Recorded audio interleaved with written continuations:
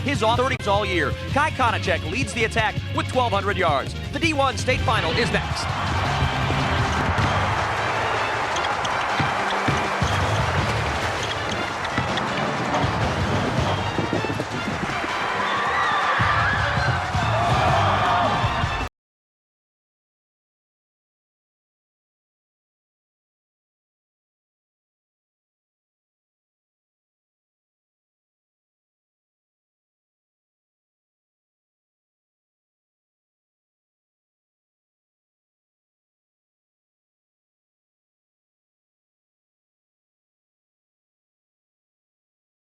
Hi, everybody. Kevin Kugler along with Adrian Fiala getting set for what should be a real intriguing matchup in D1. You've got experience versus really inexperience. Axtell has never made it to this title game. In fact, they've never won a state championship of any kind in any boys' sport. They'll try tonight, though, but to do it, they've got to get through Howells. And all Howells is about is winning state championships. They're going for their 6th in a row here tonight. Aid, to beat Howells, you got to stop the run. They love to put it on the ground. You've got to do that, Kevin. We may see some history here tonight. If they win this 6th championship, they'll tie the record for most wins in a state championship. Howells does it with power. They've always done it with power. They like to hit up inside there, led by Scott Meyer along with Kai Konachek and Brian Geneda.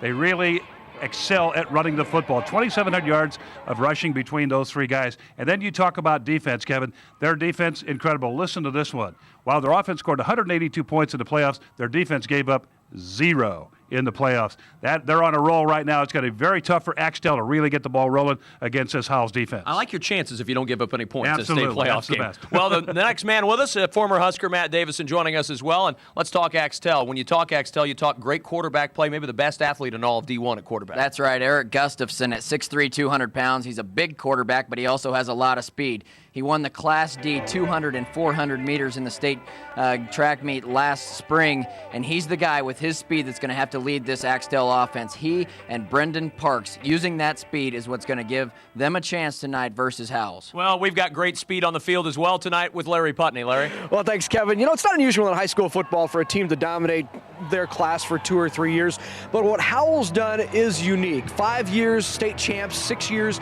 here in the state championship game, and he asked Mike Spears why. He says it's quite simple. Success breeds success. When these kids are freshmen and sophomores, they're playing against all-staters in practice. He said they just become better athletes than they actually are and outperform their ability by the time they're juniors and seniors. It's a remarkable run, Larry. Thanks for the Howells Bobcats. The battle tonight seems very simple. Howells wants to run the ball. They average 290 yards per game. Axtell shuts down the run to the tune of allowing only 76 yards per game. Which one of those succeeds tonight is the key to this D1 title game. Let's go to our public address announcer, Dwight Weiniger. He has our player introductions.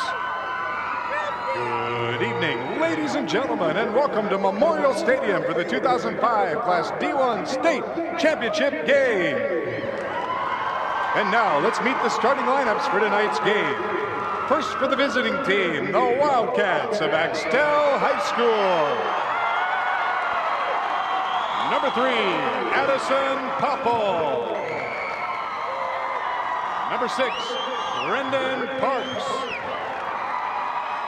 Number 7, Eric Gustafson.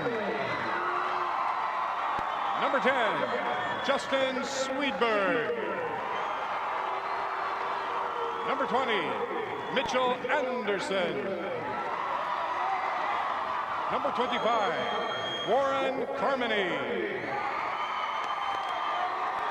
Number 32, Brigham Becker. Number 33, Eric Hins. Number 50, Lucas Sharp. Number 72, Michael Fehrenbrook. Number 77, Joshua Beck. Number 80, Ryan McDonald. Number 83, Blake Sandmeyer. Number 90, Jared Noble. Number 95, Caleb Erickson. Head coach for the Wildcats is Kent Ropers. And now please welcome the rest of the Axtell Wildcats to the field. Well, the Axtell Wildcats at 12-0. If they're going to win this game, they're going to have to use their speed to kind of outrun that size of Howells.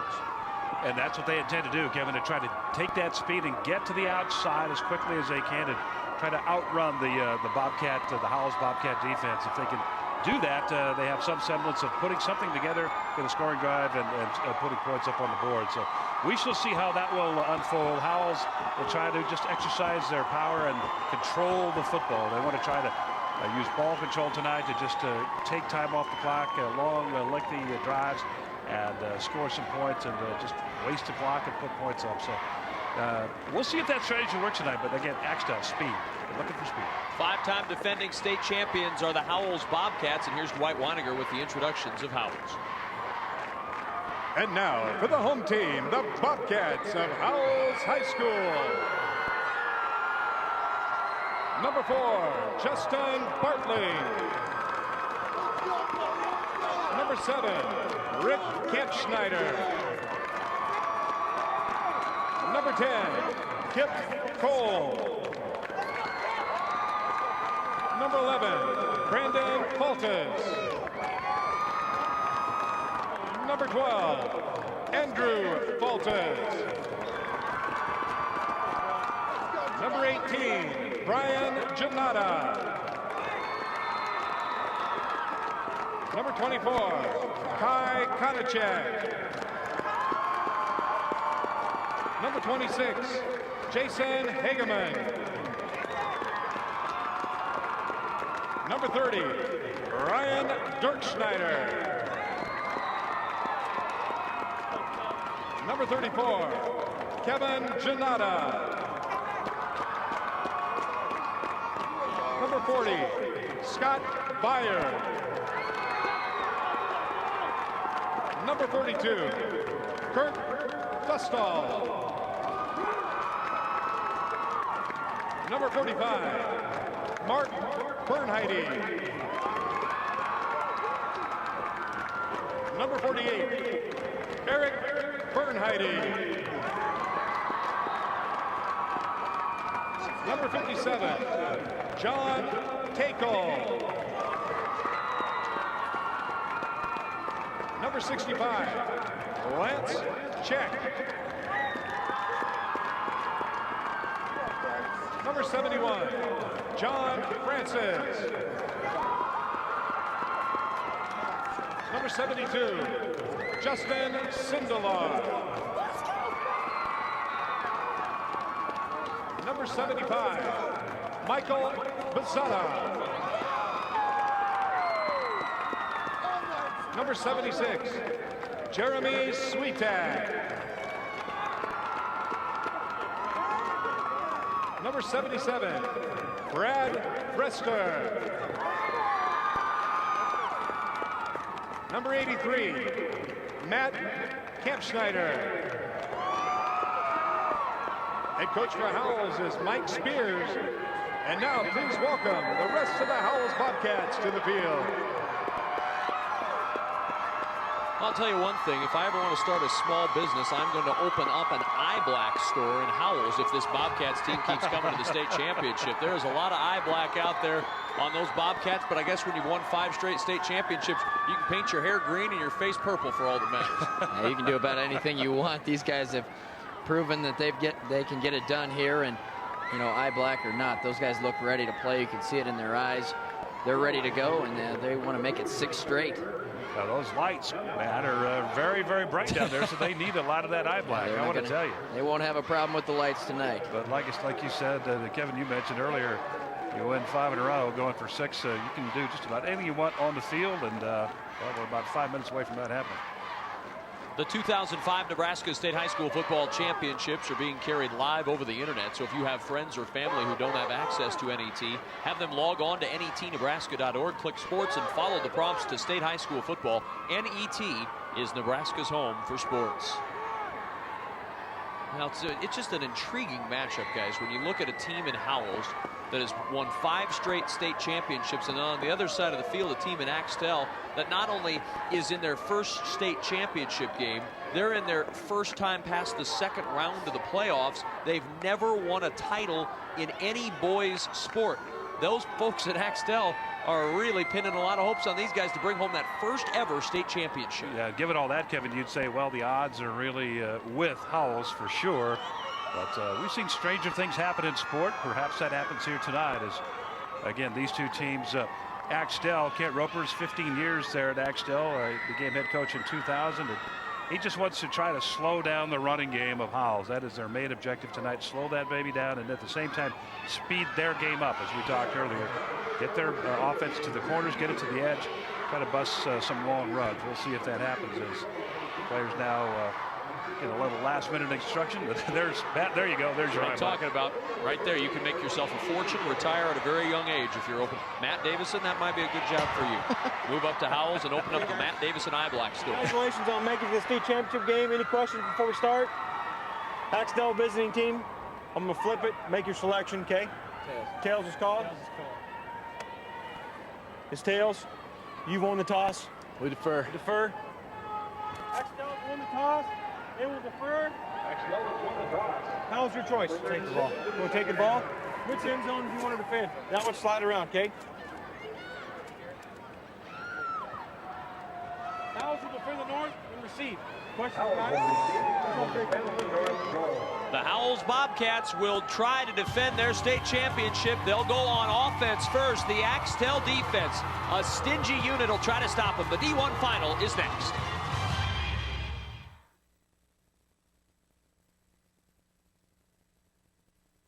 Nebraska is the only state served completely by publicly owned power. That means our success isn't determined by how well we serve stockholders, but by how well we serve fellow Nebraskans. It means Nebraskans working 24 hours a day to provide uninterrupted service and affordable electric rates to other Nebraskans. Always there when you need us. NPPD. Together with your local public power utility. Ted Kuzer lives in Garland, Nebraska. He loves his wife, his dogs, and his time alone. I wanted to do the kind of things that senior citizens do, wear baggy old pants and sweaters, and then suddenly I got famous. Kuzer won the Pulitzer Prize for Poetry and became the 13th United States Poet Laureate. Coming in December to NET1. Sewing with Nancy, TV's most popular sewing program for more than 20 years, celebrates another season of creative possibilities. Hi, I'm Nancy Zeman. I enjoy sharing how creative you can be with needle, thread, and fabric. Watch Sewing with Nancy, Saturday morning at 10:30 Central Time, only on NET1. Just in time for the holidays, it's a Car Talk Christmas Carol on NET Radio. Don't miss 3 hours of Car Talk fun, along with some great gift-giving ideas during a holiday membership special, Saturday, December 3rd from 9 to noon Central on NET Radio, Nebraska's NPR station. You're watching NET Television, Nebraska's PBS station.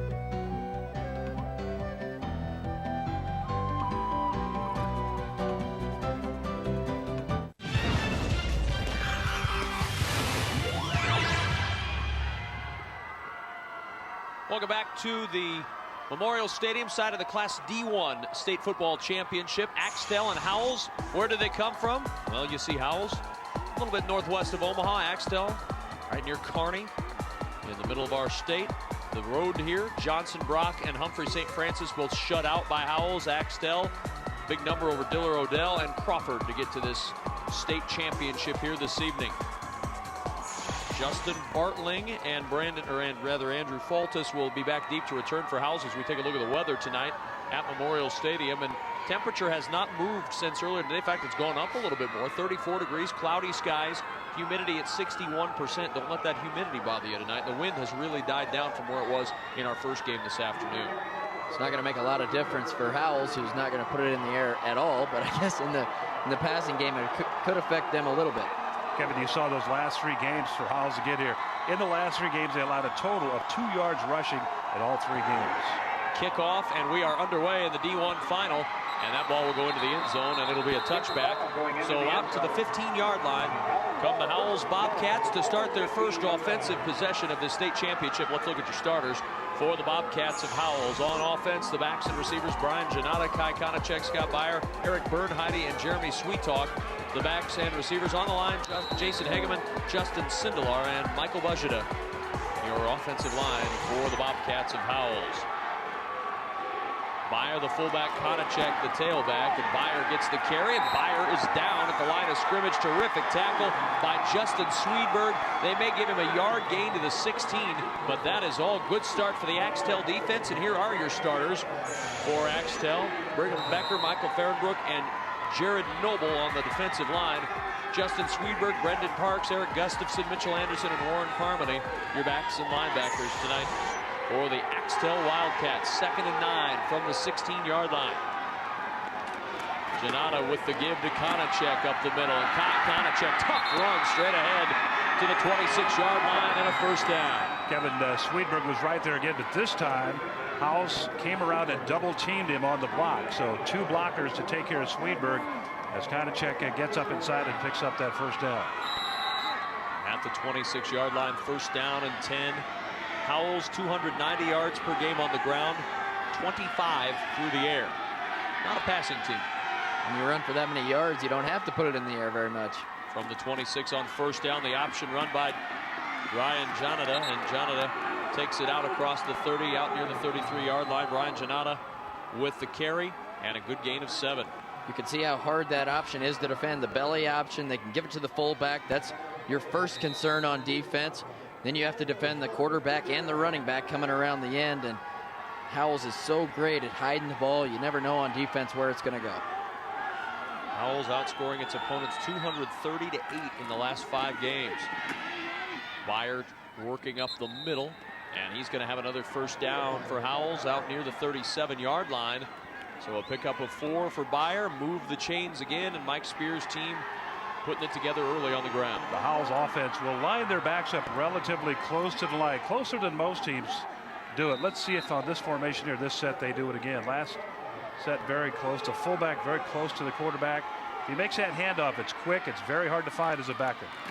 Konachek gets the carry across the midfield stripe, and Konachek into Axtell territory at the 38-yard line, 5-yard pickup.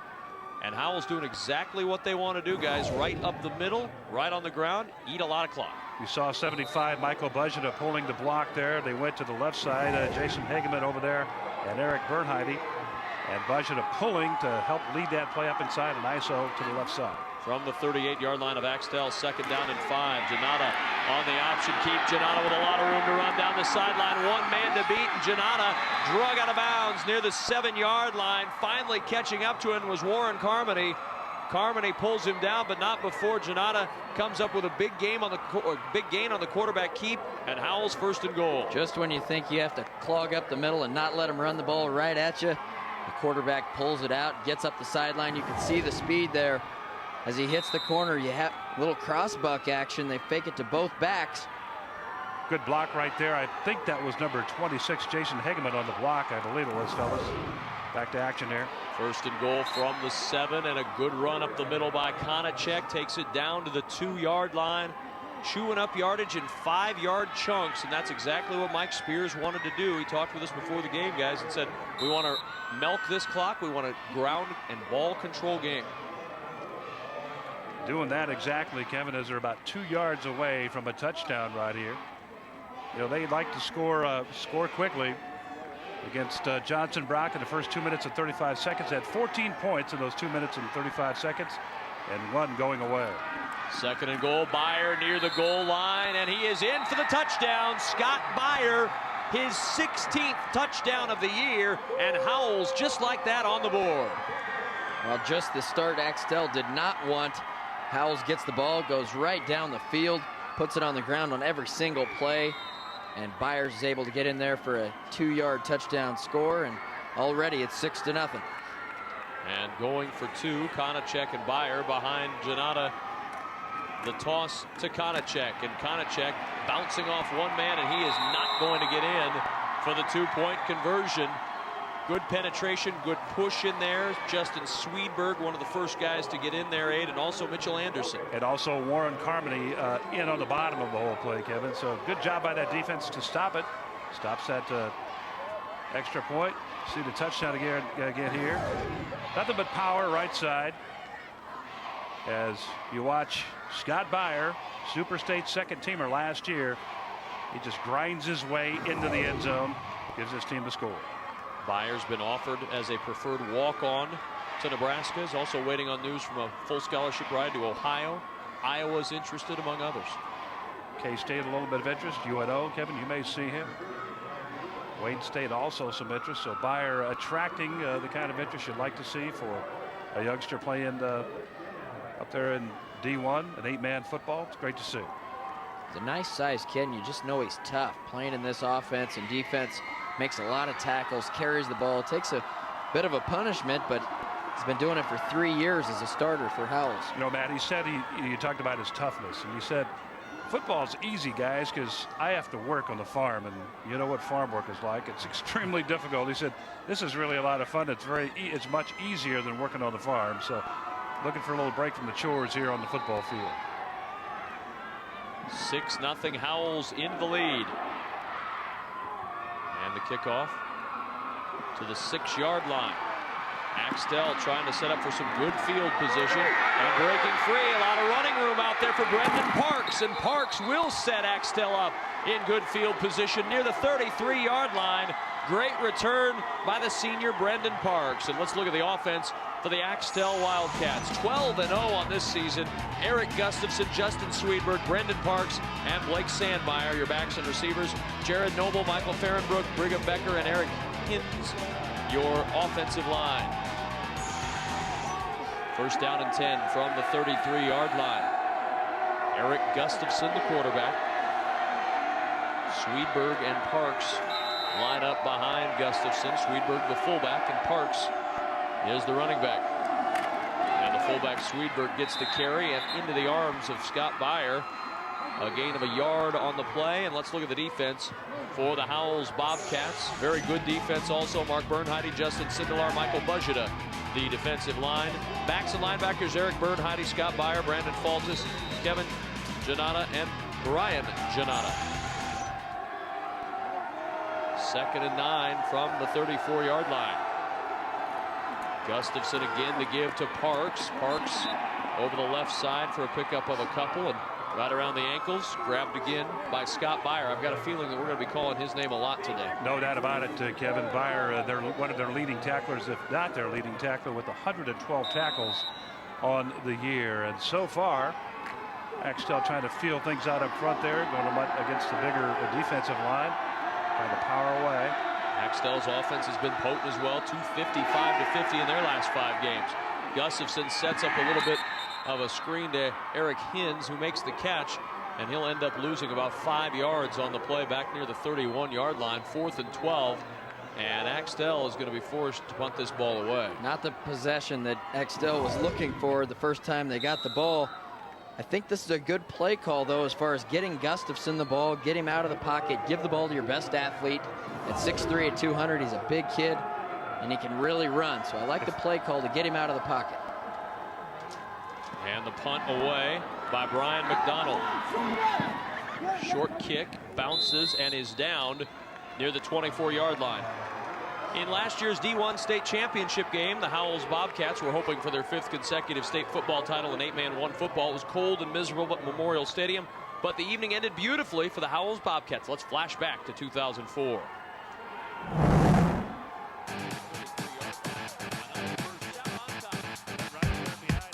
On the 29-yard line, 2nd down and 12. Toss play again to Dustle. Sheds a tackle, breaks into the clear. Michael Dustle's going to go all the way down the sidelines. He will score. Touchdown, Howells.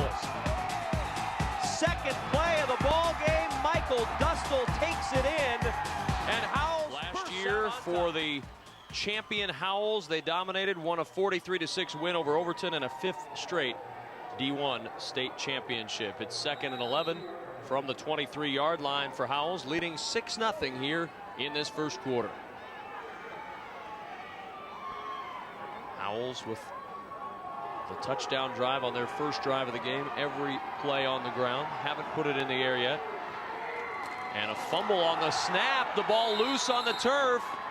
And I believe Janata was able to get back on top of it. That ball never got into his hands, and Howells fortunate to get that back.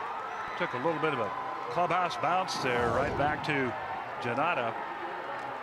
See the ball bounce right back to him, and then he cannot handle it. And I thought at that point maybe Axtell would have covered it, but the Axtell player a little bit short coming in, and Howells retains possession. 3rd down and 12 from the 22-yard line. Janata caught from behind as he turned upfield. Nice catch from behind by Brigham Becker to bring him down short of the first down. 4th and 4, and let's go downstairs to Larry Putney. Kevin, the big nose guard for Axtell, Caleb Erickson, 6'7", 280 pounds. He had that knee injury he suffered earlier against Exeter Milligan. They didn't think he might play, but he's been in the game these last 3 plays, just going out right there, but he's in the game. Well, that's a surprise. There wasn't a whole lot of hope that he would be able to play in this championship game, so it's good to see him out there as Brandon Faltis gets set to punt it away for Howells. High, short kick, and that'll go out of bounds and set Axtell up in great field position at the Howells. Let's see where they'll mark it. Still walking it up inside Howells territory at the 39-yard line. So great opportunity for Axtell, down 6-0 with 5:33 in the first. For more than 50 years, NET has been part of this state's history, bringing local news from across the state, documentaries that affect Nebraskans, and statewide coverage of high school and collegiate sports. Help us continue the quality of local programming on NET television. With your support, we'll continue to enrich the lives of all Nebraskans. Visit netnebraska.org or call 800-634-6788. Brendan Parks finding the road a little tough on that outside. Michael Bujita quickly out there to make the stop. It's a nice defensive stand by Axtell, and after an 8-yard punt, they get the ball at near midfield here. And this is a time you really want to drive the ball down the field and try to even the score, or take the lead with a 2-point conversion. You can't allow Howells to get the ball continuously and not put points on the board yourself, because you know Howells is going to score in time. 2nd and 10 from the 39. Gustafson to throw. Swings it out of the backfield to Brendan Parks down the sideline. Quick tackle made at the 36-yard line. That play looked like it might develop a little bit, and then Byer led the charge to shut it down after only a 3-yard gain. Well, he's looking downfield to Eric Hintz, trying to get the ball down there. 2 receivers running deep seam routes, outside seam routes, but excellent coverage down there by the Howell Bobcat defense. And so hit the outlet man, and he gets downfield, but only after about a 4-yard pickup. Blake Sandmeyer splits out wide to the right on 3rd down and 7 from the Howells 36. Gustafson rolling to the right. Wings it out, incomplete.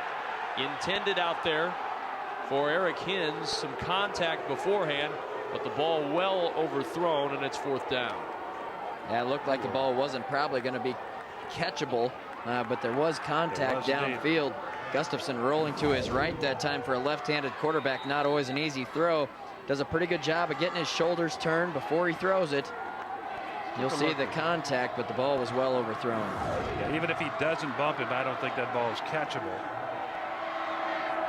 4th down, time to punt, and Axtell will try to pin Howells deep, and that punt sails well into the end zone for the touchback. So out to the 15-yard line, where Howells will start 1st down and 10 with 5:07 remaining in this first quarter. Axtell finding the road a little tough to hoe so far against that Howells defense, but the Axtell defense has to be encouraged after their last series against Howells. Well, you would think so, Kevin, but again, when you get the ball at midfield, as Axtell did, you got to make things happen. They were not able to do that. Had to punt it away, and now Howells will take over at the 15-yard line. 1st down and 10. The give, left side, Konachek, and he buries those pads and pushes the pile forward from the 15 to the 18-yard line. And Mike Spears, we chatted with him earlier today and talked with him about his terrific fullback Scott Byer, and linebacker, about what he brings to the game. He just be 220 and move as well as he does. A lot of experience. You know, he's been a 3-year starter for us. just a pretty, all-around good kid as far as football skills, and he's got a lot of game experience. This is his 39th game that he started, so that's a lot more than what a lot of kids are going to get. Just a solid football player. Now, there's no question that he is indeed solid in both aspects. Most of the schools that are recruiting him are not recruiting him as a fullback, but as a linebacker. They want him on the defensive side of the ball. So look at Mike Spears, 5 straight state titles for that man and his team. For these seniors, they barely know what losing is like. I mean, they've all won state titles every single season they've been in high school. 3rd down and 3, and on the pitch, flags are down. And out near a first down marker for right now is Brandon Faltis, but that flag thrown right in the middle of the line, and I got to believe we're going to see a hold. I would think so, Kevin. Really good job by, well, there it is. There's a holding call on the Howells Bobcats. But a good job by Janada to get rid of the football. He was hit in the backfield. He had a defender hanging all over him, able to get rid of it, but makes no difference. Going to come back. Well, they're going to be short of the first down, which would force a 4th down, but it's only by inches, guys. And I have to believe if you're Axtell, you want to move Howells back and force them into a 3rd and long. Howells, likely they could go for it and get a few inches, so put them in a 3rd and long and try to hold them from getting the first down here and make them punt. It's officially 3rd and 10, but that ball just shy of the 15. They need to get it right at the 25-yard line, so it's about 10.5 yards for the first down. And the Howells Bobcats face a 3rd and long. Byer and Konachek in the backfield. Janata to throw over the middle. The catch is made, and it's a first down for Howells as they do something that folks in Howells are not even aware they could do, and that's throw the forward pass. They don't do it very often, averaging 25 yards a game, but here's one here. Well, Mike Spears said we'll throw it occasionally, and maybe that means twice a game, and here's one of those 2 times as you see the pass right over the middle, in the hole as we call it, right in the middle of the field, right in front of the backers. They flared receivers to either side, opened up the middle, hit the receiver in the hole. That was Eric Bernheide's 2nd catch of the year. Janata with a good gain and a first down, takes it from the 28 to the 39-yard line. 11-yard pickup for Brian Janata, and that's certainly more his strength. With that completed pass on the season, guys, he's now 10 for 26. Tells you how, and this is game number 13 for Howells. Yeah, they've averaged 25 yards a game passing, and they'll only do it when they need to. They needed to there to get that first down, and lo and behold, they're successful. When you can run the ball like they can, it really opens things up, and people are surprised when you do decide to put it in the air. Konachek with a nice move to get around the initial surge and into Axtell territory at the 39-yard line. He picks up 2, brings up a 2nd down and 8 with 2:50 to play, first quarter in the D1 state title game. That was Brigham Becker that came in from the right side over there, Kevin, and he disrupted the play is what he did, and he made the ball carrier cut inside a little bit earlier than he really wanted to, but Becker a great job at forcing the play inside. 2nd down and 8, the ball on the 39-yard line. Howells leading 6-0 in this first quarter. Fake toss, and Janata trying to go up the middle, but really nothing there. Tackle around the ankles by Brigham Becker once again. He was the first guy to get there, and then Brendan Parks came up top to help finish him off. Great job by Parks coming up and making the stick and not allowing the forward progress. It'll force a 3rd down and about 5 yards. Big defensive stand it would be for Axtell if they could hold Howells here and force a punt. Think we'll see another pass here, guys? 3rd and about 5, a long 5 right here. What do you think? I think it's going to be an option. I would not wager money on seeing another pass in this ball game from Howells. 3rd and 5 from the 36. I was wrong. Janata to throw, and incomplete.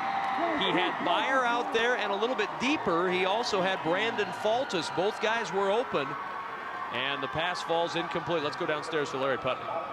Hey, Kevin, Janata has now attempted as many passes in this game as he had the entire playoffs. Coming into tonight, throughout the entire playoffs, games in which they've averaged 45 points to nothing, he's attempted 2 passes. So what you're saying, Larry, is it's not exactly the West Coast offense that they're running at Howells. Yeah, it's the Midwest offense. Brandon Faltis to punt it away on 4th down and 5 from the 36. Faltis, another difficult punt.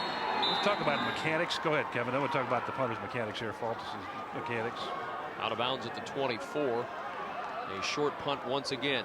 Did you know that the 13th U.S. Poet Laureate lives right here in Nebraska? That's right, Ted Kuzer from Garland, Nebraska. The NET production of Ted Kuzer's Poetic World looks at Kuzer's ambitious goal of making poetry an everyday experience. Ted Kuzer's Poetic World will air Monday night, December 5th at 8:30 Central Time only on NET1. Last two punts have gone way to the left, and it's because of mechanics. Brandon Faltis really steps way to the left when he kicks. He needs to straighten up, obviously straighten up and kick the ball downfield. Stepping that way, left, right away, ball away. Fumbled snap, recovered by the quarterback, Gustafson. And a big loss on the play from the 24 back near the 18-yard line, a loss of 6. It'll be 2nd down and 16. And Axtell having some trouble getting on track here early on. Here's the punt we're talking about right here now. See, he's stepping way to the left there, guys. And he's going to kick it to the left side. He did that the first time out. Now I thought maybe just had a problem of some sort, but it's twice in a row now, so that's his style. But he needs to kick it straight. He needs to go straight at the football. Hasn't done that. On the option pitch, not a lot of running room out there for Brendan Parks. Look at those Howells uniforms. 1, 2, 3, 4 of them out there. Justin Sindelar the first to get in there and make the tackle. And then a host of his teammates came to finish it off. A loss of 1, and it's 3rd and 17. Yeah, not the start Axtell wanted to this drive. And you know, Abe, I don't think Howells is probably used to punting much all year, so I don't think he's had much practice at it. Well, he's punted 11 times all year, so there's a little bit of that problem there also. But really, Matt, when you watch him next time, let's see if he does it next time, if he punts next time. It's like a golfer trying to overcorrect for a bad swing. 3rd and 17. Pressure coming from the backside, and Gustafson's going to go down. Michael Bujita with the sack of Eric Gustafson inside the 10-yard line, and that Howells defense looking even stingier than ever tonight. Bujita coming in from the right side, untouched for his 4th sack on the year. Excellent quickness. There he is right there. Just a handshake with the offensive lineman, and then he makes the sack. Great quickness by Bujita. That is the end of the first quarter. We'll start the second quarter with an Axtell punt through 1 in Lincoln. The defending champs lead 6-0.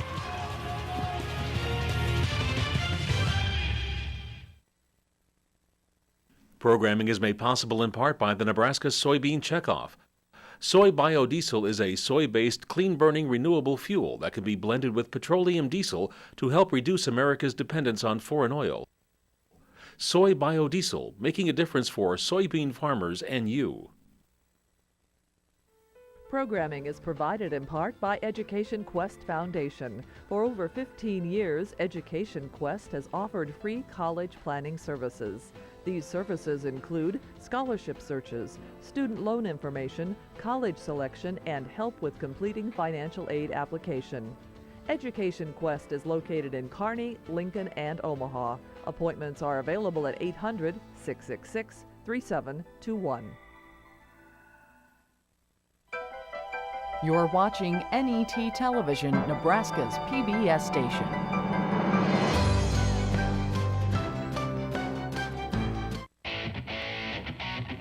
NET sports coverage of the 2005 Nebraska State High School Football Championships are brought to you in part by the Nebraska Public Power District, always there when you need us.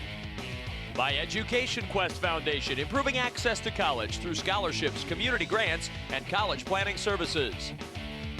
And by the Nebraska Soybean Board, promoting soy biodiesel fuel, clean burning and renewable, making a difference for soybean farmers and you.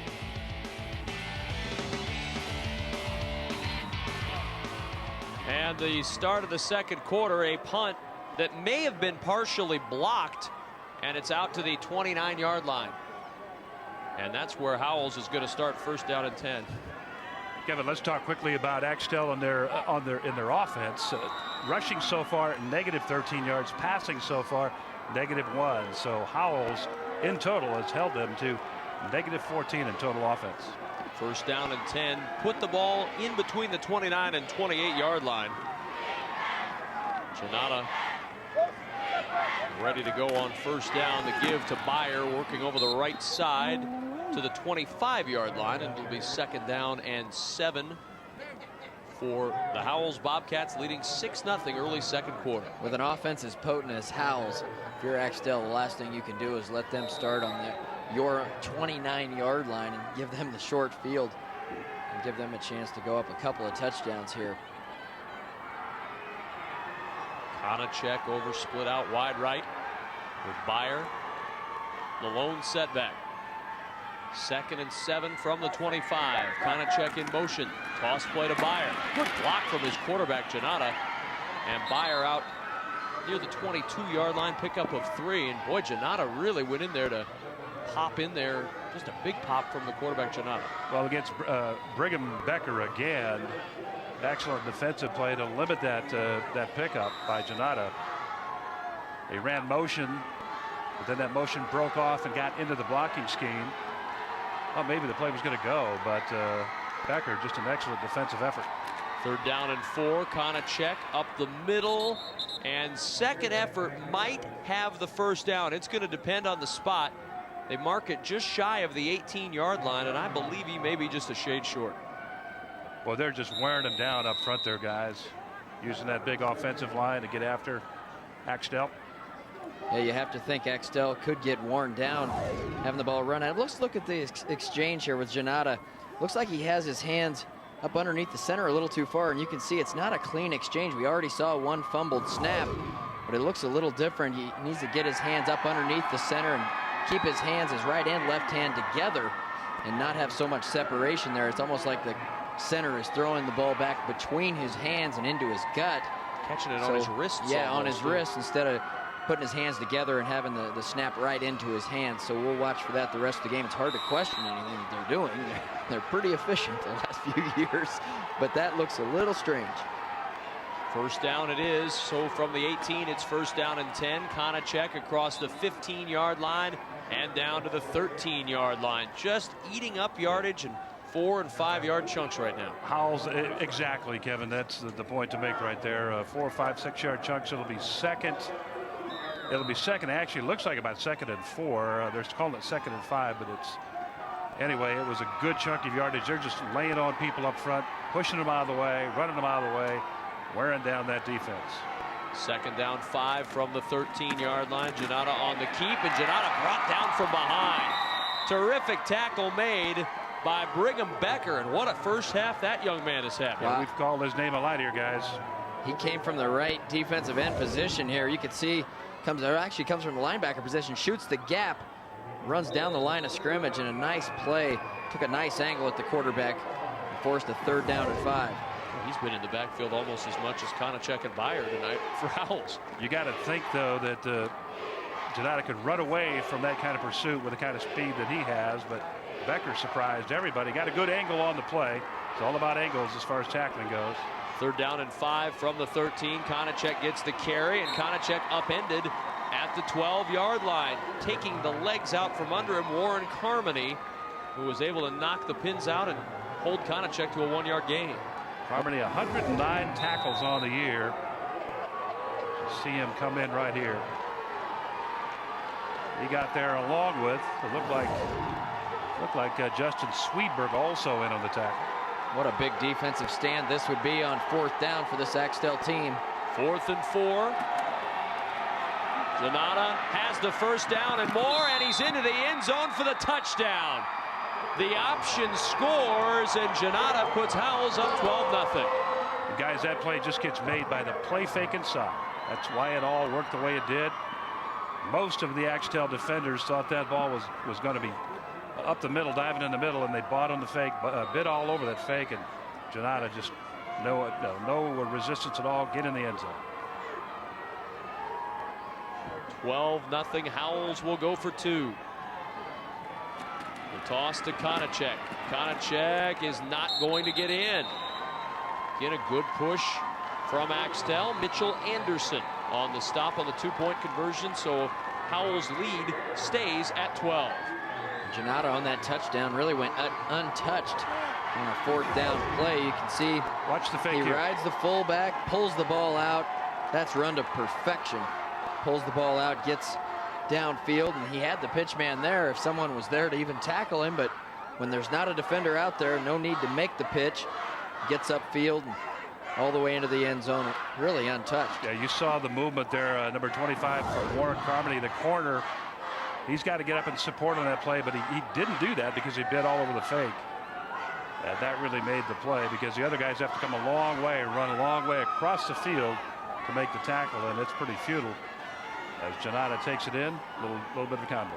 7-play, 28-yard drive, and now it's time to test your Nebraska high school football knowledge with our evening trivia question, sponsored by Nebraska Public Power District, always there when you need us. In Nebraska Class A high school football, who has the longest punt return touchdown in history? Email your answer to sports@netnebraska.org. The first correct answer wins a cool athletic gray NET Sports t-shirt, size extra large, along with a black ceramic NET Sports beverage mug. Show us your high school football knowledge. Send an email to sports@netnebraska.org. The winner will be announced later in the game. You know the answer to that one? I do. You do? Yes. What year? Well, I can't give hints Give away. me a hint. No clues. It's sometime before, let's see, it's sometime after 1901 and sometime before 2005. How's that? Does that help you out? That helps. Brendan Parks with another good return on the kickoff. Look at Parks shedding tackles, and Parks out, still fighting for yardage to the 34-yard line. That's an impressive return for the senior Brendan Parks. Well, there's a reason he's picked up over 1,000 yards, and you saw it right there. He just doesn't quit. Excellent power in the legs. Just keeps those short, choppy steps going. Good, strong upper body. Here it is again. Looking for some room to go. He finds a little bit there, and now the contact, but just keep the legs going, and he does a great job of that. Brendan Parks, senior, 5'9", 170 pounds. Axtell still looking to turn positive yardage on their offense, and they'll start with a swing pass. Terrific catch by Mitchell Anderson. Wow, what a grab for a 6-yard gain. I appreciate that one. Looked like a mat grab right there. Holy That was cow. pretty good, right out on the fingertips. He's led a little bit too much. Mitch Anderson was able to grab it. A left-handed sling from Gustafson. Look at that catch. Down at the shoelaces, and that's a big play to start this drive. Did you see the action on the ball, though? I mean, it was not the spiral, tight spiral. It was kind of a wobbler. It even makes it tougher to catch that football. 2nd down and 4 from midfield. Gustafson to throw again. There was a rope out to the sideline, but not there. Eric Hins, the intended receiver, and it'll bring up 3rd down and 4. Little miscommunication with the wide receiver and quarterback that time. Looked like the quarterback threw the go route, and the wide receiver, Eric Hins, ran the post. Let's go downstairs to Larry Putney. You know, Kevin, Axtell's been in this situation before. At the beginning of the year, they started the season with 5 straight shutouts. They went to Elm Creek and suddenly found themselves 16-0. They were down. They came back and won that game, and Coach said that's maybe one of the more important games of the season for them. Oh, it's certainly the first big test and a real turning point. Gustafson, great catch over the middle again by Mitchell Anderson, and it's a 1st down to the Howells 26-yard line. Nice throw from the senior Eric Gustafson. Good throw and even better route. Anderson coming down the field at about 11, 12 yards, breaks it off to the inside in front of the corner, behind the backers. Great shot here from the end zone. Well-thrown ball, but you see just right over the top of the backers, right there in the seam. Just a well-run route by Mitch Anderson. Axtell trailing 12-0, but on the move at the Howells 26-yard line. 1st down and 10. Gustafson to throw again. Floats it out down the sideline and incomplete. Blake Sandmeyer, the intended receiver, covered on the play by Brandon Fultus, and it's 2nd and 10. A little different approach on this drive from Axtell. Going to put the ball in the air now. 4 straight plays they've thrown a pass, but I like them putting the ball in the hands of their best player, Gustafson. Even though Parks has ran for 1,000 yards this year, I like Gustafson dropping back in the pocket. If nothing's there, he can still take off with that great speed. But a couple nice wide receivers on this Axtell team, and they're going to try to take advantage in the air, maybe soften that defense up in the middle a little bit. From the 26, 2nd and 10, Gustafson with pressure coming, sets up the inside screen, nothing doing. Nothing doing at all. Eric Bernheide able to wrap up Brendan Parks for a loss on the play back near the 28-yard line. Well defended by Howells.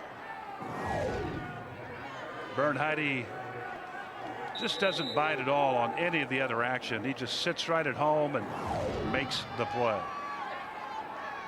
6:45 remaining, 1st half. Howells leads 12-0. And a 3rd and 12 for Axtell from the 28-yard line. Gustafson on the move. Slips 1 tackle. Cannot slip the 2nd and 3rd attempts. back to the line of scrimmage, and that's all for Eric Gustafson. And Howells pursuing very well on defense over these last couple of plays. Well, you can see the speed Gustafson possesses. He wasn't able to get the corner, but you can see the acceleration there as he tries to get to the corner. There's just not a lot of blocking out there, and great pursuit by Howells to run him down. Now to force a 4th and 10. You pretty much have to go for it, I think, if you're at Axtell right now. Well, not a lot of options. You're not going to kick a field goal, so you're going to try to go for it on 4th down. Gustafson wings it over the middle, and it is tipped away and incomplete. Intended for Mitchell Anderson once again. Coverage out there from Brian Janata, among others. If it's a pick, Axtell's not that upset because it's just as good as a punt pinning them deep, and instead it's an incompletion. And Howells will have first down. Watch Michael Budget, a 75 here. Nobody touches him, and he just comes in, just nobody at all around him as far as blocking goes, and he caused the pressure, almost caused the interception. But Howells now gets the ball back at the 26-yard line. I've seen Budget run free a couple of times tonight without being touched as Konachek takes it over the right side for a gain of 5 to the 31-yard line. And a 2nd and 5 coming for Howells. Well, if you'd like to get a DVD of this game or any of the state high school football or volleyball championships, log on to netnebraska.org and click on the sports link or call 1-800-228-4630. It's a memory that will last for years to come. NET is Nebraska's home for sports. First down play, they got 5 yards again. Here's 2nd and 5. Konachek near the first down yardage, out to the 37-yard line. Should be a first down for Howells with 5:17 to go in an extremely fast-moving first half. We're 5 minutes change from halftime. We've been going only about 40 minutes in this D1 final. Howells has dominated, and they've kept it on the ground. And that's exactly when we talked, guys, with Mike Spears before the broadcast. He said, we want ball control, keep their offense off the field. They've done just that. They've run it 25 times thus far. They pick up the first down there. Their 2nd carry in a row for 5 yards. Guys are averaging just over 5 yards a play, 5.3 yards for every play they've run tonight. 25 carries and two passes, 1 completed pass on the evening. So obviously 99% of their offense on the ground at 5.3 yards a clip. Another handoff over the left side and another good gain as Konachek took it over for 4.5 yards. Continuing to just pound away and pound away. They'll mark him just across the midfield stripe. Guys, you can watch as this Howells offensive line starts to really wear down the Axtell defensive line. You want to see that surge from your offensive line, and in this drive I think we've seen the line of scrimmage really change more than the other drives as Axtell had a couple nice defensive possessions. Janata tripped up in the backfield and just great balance to move forward. Jared Noble came in with 106 tackles tonight, and he makes a very nice play on Janata, tripping him up on the option. So they'll mark the ball inside the 38-yard line of Axtell, and it'll bring up a 3rd down and 5. And a timeout's going to be called by Howells. Mike Spears and crew want to talk it over as they face this 3rd down and 5 with 4:22 to play first half. 155 total yards for Howells thus far, 6 total yards for Axtell, and averaging just over 5 yards per play. So Howells really doing what they intended to do tonight, guys, and that's control the ball, burn time, and they've got it up. At the end of November, you'll be able to see the reunion concert of Cream, the 60s band that launched Eric Clapton's musical career. This special 2-hour reunion concert can be seen on Great Performances November 30th at 8 Central Time only on NET1. I think these last 4 minutes and 22 seconds are really important for Axtell. Obviously, Howells wants to add to their lead, but Axtell has held Howells on both 2-point conversions. If they're able to hold them here, and even if they don't score before half, you go in at 12-0 at halftime. It's a lot different than if it's 18 or 20-0 at halftime. So a big play here on 3rd and medium for this Axtell defense. And if they get a stop and get the ball back, maybe they can go down the field and try to close the gap a little bit. They haven't been able to do that yet. Axtell has not been able to, you're right, Matt, they have not been able to capitalize on relatively good field position in the game here. Howells lines it up again here. 3rd down and 5. Kip Colm in at quarterback, wings it out. The catch is made down the sidelines. Goes Mark Bernheide to the 20-yard line of Axtell. So Kip Colm checking in at quarterback, turns around, makes a great throw. He'll leave, And now Janata back in. Let's go downstairs to Larry Putney. But Kevin, this role that Howells is on right now really started 5 games ago. They went into halftime leading 20-0 against Clarkson, but the players weren't happy. And Coach Spears said, hey guys, just relax, go out and have some fun. Since then, they have won games 48-0, 46-0, 46-0, 42-0, and they lead here now 12-zip. They've really been on a roll since halftime of that Clarkson game. Well, they're really rolling right now. It seems like everything's happening downhill for the Howells offense. Indeed it is, Kevin. And one of those wins in the playoff games came against Humphrey St. Francis, the #1 rated team, a team that beat Howells earlier in the year, but beat them in the last 36 seconds of the ball game. But they beat them 42-0 in the final playoff game. Kai Konachek right up the middle, upended inside the 5-yard line, and Howells knocking on the door again as they've got a 1st and goal. The offensive line getting a good surge, and the holes are getting bigger as this first half is worn on. Konachek, big hole up the middle, and one touchdown saving tackle there from Harmony before the touchdown by Konachek. 1st and goal. Konachek over that right side. He got stood up and sent back. Very hard hit. Mitchell Anderson got him up high, and down low about 3 more Axtell Wildcats were in there. Kevin, they like to go to that right side over there. That's where Michael Bajada blocks out of that guard spot at 6'4", 224. Justin Sindelar at the center at 6'3", 227. And then Jeremy Zvitak at 6'4" and 206. They like that right side. And those are the people, along with Jason Hageman on the play previously, that cleared the hole up inside. 2nd and goal from the 3. And nothing doing again. Janata trying to keep it. And again, Jared Noble, who's had a good first half, in there to make the stop before Janata could get free on the option.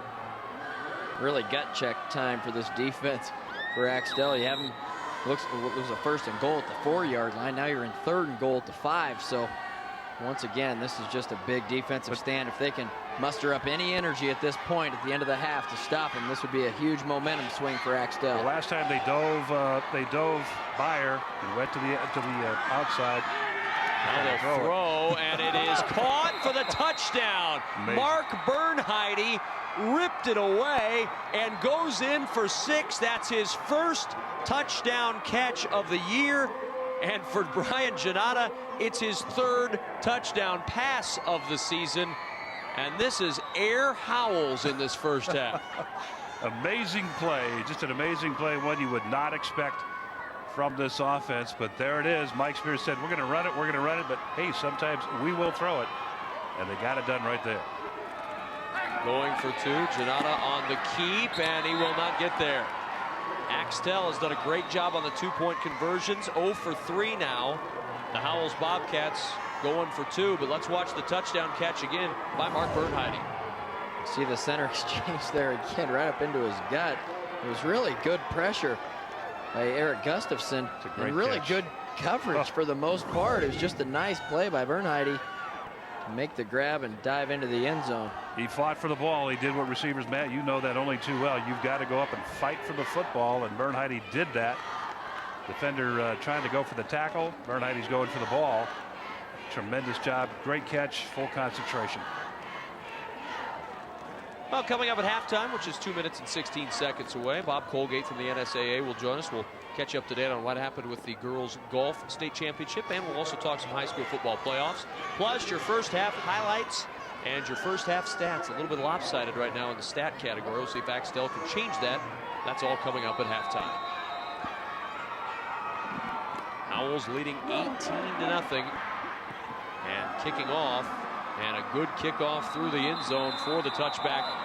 Axtell with just 6 total yards of offense back out onto the field, trying to get a little positive momentum going before they head into that locker room. I got to feel like hey, they need to get something positive going so they have at least a good thing to talk about. Well, so far they've only picked up 6 yards in total offense, so a -11 as far as rushing goes, 17 in the passing category. And they are 5 of 9 in passing. And Kevin, they've got time here to get something done. It's just a matter of whether or not Howells will let that happen. So far, they haven't. 1st down and 10 from the 15-yard line. Gustafson gives it up the middle to Brendan Parks, and Parks does not find much room to run. A yard gain to the 16-yard line. 2nd and 9, coming up on 2 minutes left first half. Well, you would think that perhaps They run that play action fake, Matt, in the middle and try to get somebody going one way or the other down the outside. We'll see here. Gustafson's thrown for over 1,100 yards this year, so I think at this point this would be a time you'd want to do it in the last 2 minutes of the half, try to make something happen. 2nd and 9 from the 16. Gustafson on the keep, trying to find running room out near the 20-yard line. And with a minute and a half remaining, it'll be 3rd down and medium. Well, earlier today we talked with Kent Ropers, the head coach of Axtell, about his quarterback Eric Gustafson. He's real special when you're 6'3", about 200 pounds, and you're a fast man in Class D. Strong arms, strong legs, and a great thinker. He's a tremendous asset for our team. Well, Adrian, you mentioned fast man. You mentioned it earlier. 200 and 400 meter. Matt did as well. 200 and 400 meter champion at state track. He can run. I'd love to see him get out and run here on 3rd down and 6. Gustafson back to throw over the middle and incomplete. A little bit off the mark, but a pretty good effort made out there for Axtell on the dive. It was Eric Hins, and it's 4th down.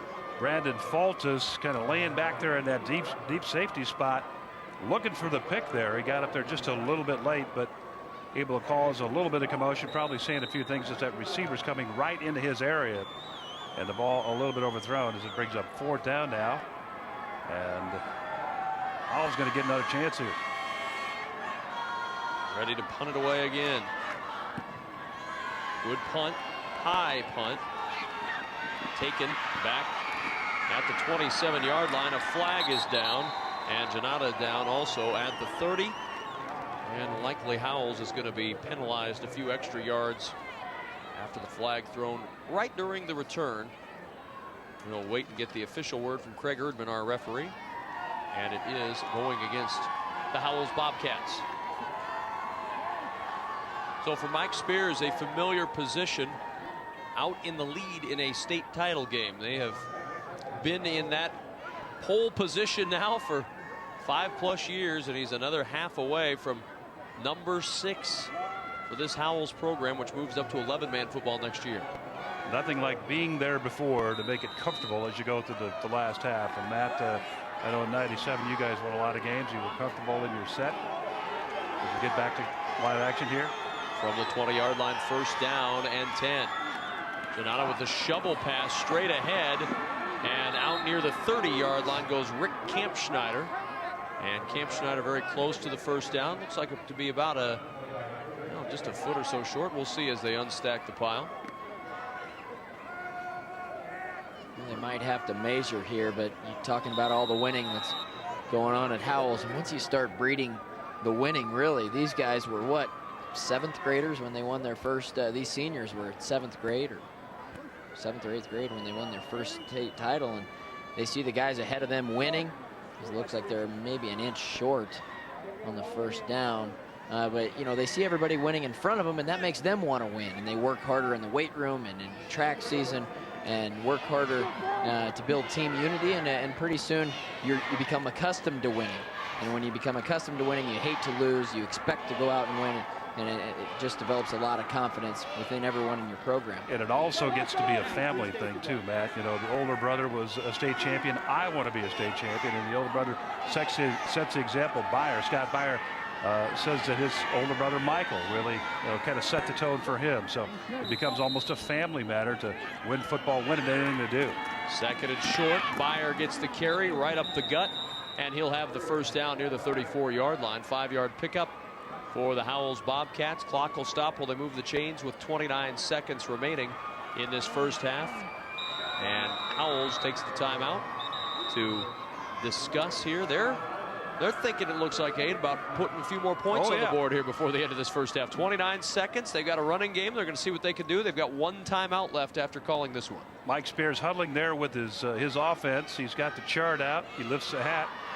He's got something under that hat. He's ready to run, and we'll see what happens here. But you bet, Matt, they want to put some points up here with 29 seconds left and see if they can really put a clamp on the Axtell football team. Yeah. Let's go downstairs to Larry Putton. Larry? Thanks, Kevin. Adrian and Matt were talking about how success breeds success within this program. And when Janata became the starting quarterback a couple of years ago, his mom said to him, quite frankly, said, I'm a little bit afraid of you being the quarterback and the hits you're going to take. And Janata simply said, Mom, I've taken more hits in practice as a freshman and a sophomore than I'll ever take in a game. Well, I believe it too. True. It's working against the best. Steel sharpening steel. That's what Howells has been. They've been sharp over the last 5+ years. First down and 10 from the 35-yard line.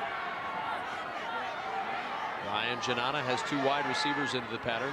Split wide right and left. Janata to throw down the sideline looking for Fultis. Fultis has it near the 10-yard line. They'll say he's down at the 12.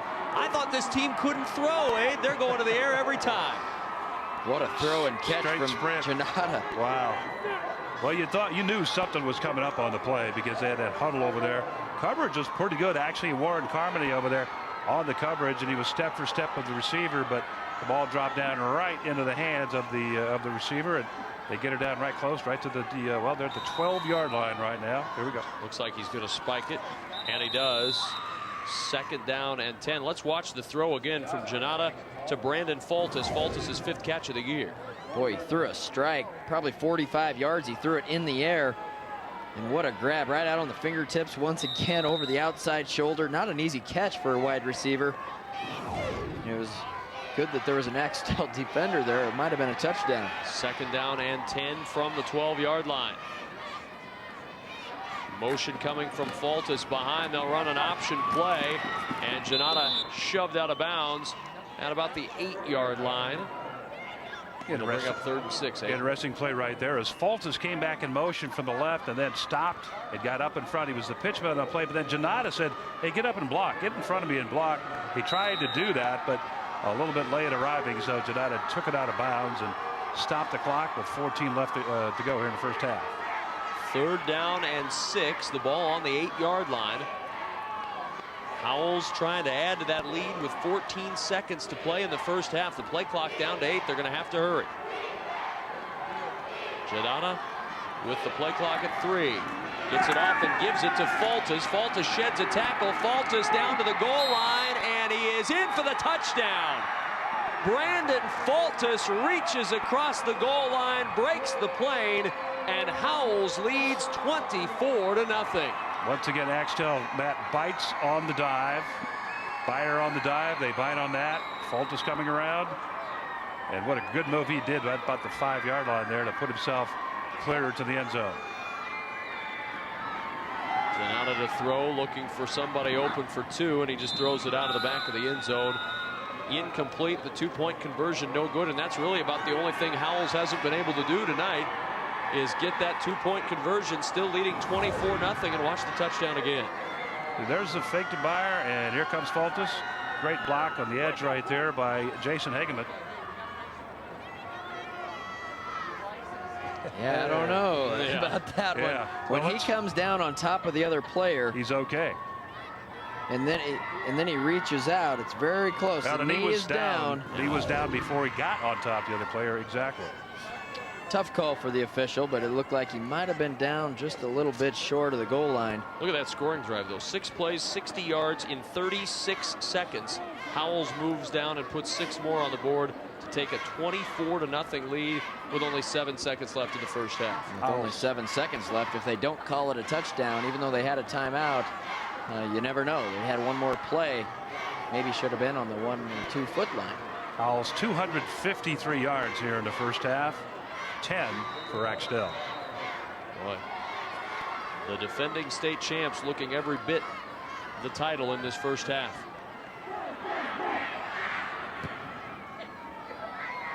Kickoff taken at the 5-yard line. We've seen some good returns tonight from Brendan Parks.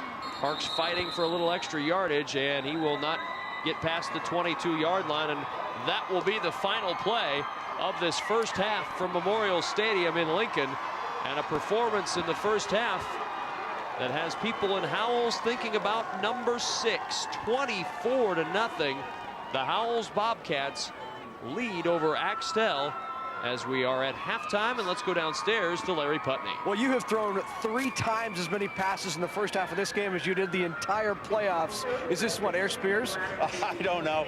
You know, they're just coming up so hard, and we thought maybe we could take advantage of some of the things they're doing by they're flying to the ball and following our backs a little bit, try to run a little bit of play action, a little misdirection stuff, and big catch there by Faltus at the end, get us in a position to score, and kids are playing good right now. And defensively, you've only allowed them 10 total yards.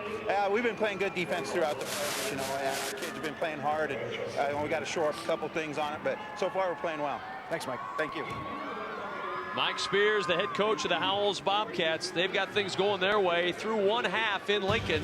It's Howells leading the D1 state championship 24-0 at halftime.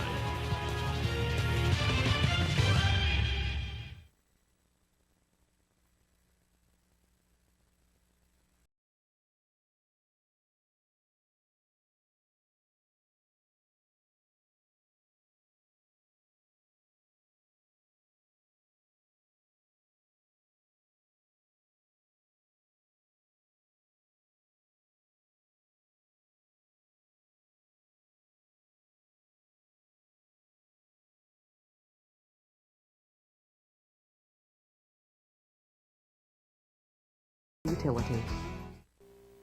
Coming this week on Market Journal, television for ag business decisions. This week on Market Journal, we'll look at new crop and livestock insurance products. Water availability is an important factor for many irrigators. We'll discuss research to help crop insurance industry in setting premiums that reflect changes in the availability of irrigation water and changes in crop production practices.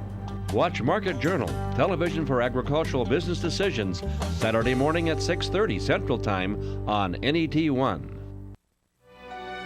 This is NET1.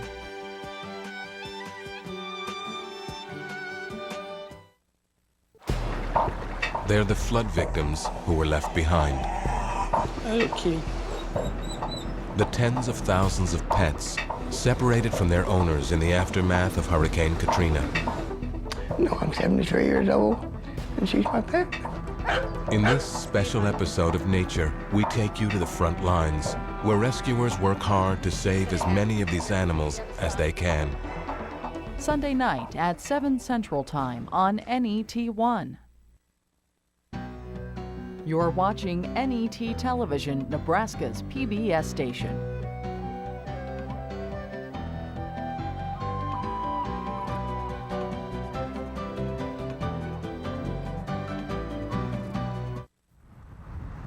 From Lincoln, Nebraska tonight, the site of the Nebraska State High School Football Championships, and Howells has been driving all night, 24-0, the lead over Axtell here at halftime. And welcome back to Memorial Stadium. I'm Kevin Kugler. Great to be with you this evening as we continue on at half with Howells leading 24-0. Bob Colgate, our guest here at halftime, assistant director of the NSAA. One of the great things about State High School Football Championships is it gives us the opportunity to highlight some of the other sports that the NSAA is proud to sanction throughout the state of Nebraska, and gives us a chance to highlight some of the great performances. And tonight, Bob, we're going to talk a little bit about the Girls Golf Championship, another terrific year for girls golf. We've had great weather for the last month and a half in Nebraska for the most part. Were you blessed with great weather for golf? Well, the first day of the Girls State Golf Tournament, we had pretty good weather for fall in Nebraska. Of course, the second day we had a lot of rain, but the girls did a wonderful job playing through the conditions. Well, let's talk a little bit about girls golf. The numbers seem like they're growing every single year across the state. It's certainly becoming a sport that a lot of young ladies are getting involved in,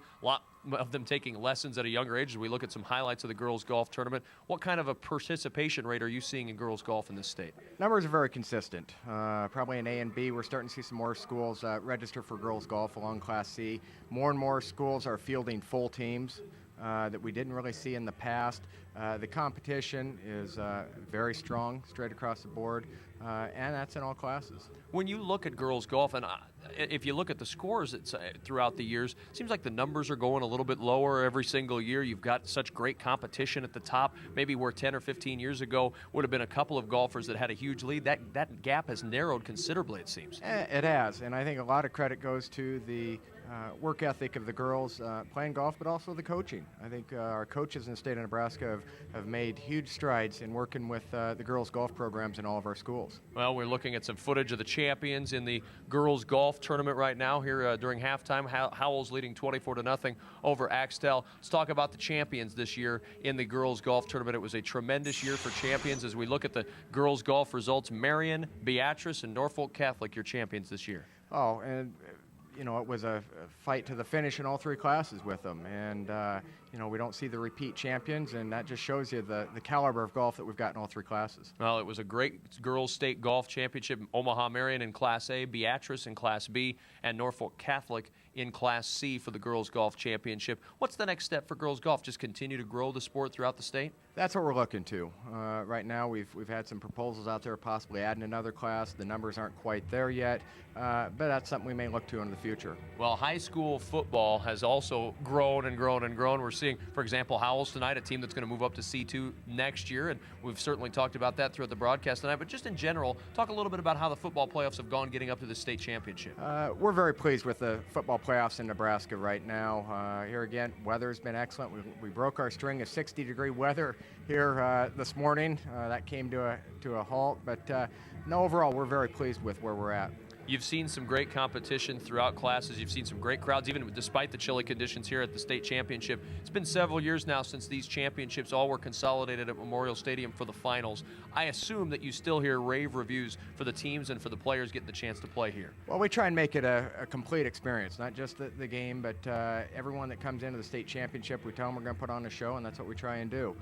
Since we've had the state championships here since 1996, working with the University of Nebraska has been a great experience. They go out of our way to make this such a special experience for the kids, and we want to make sure it's one that they're going to remember for a lifetime. Well, football competition has been terrific. We're seeing some new teams this year in the finals. Of course, some repeat teams like Howells and others that we'll see familiar faces here in the finals. But the state of football in the state of Nebraska, it has to be strong in this state, and it certainly is at the high school level. I think at all 6 levels.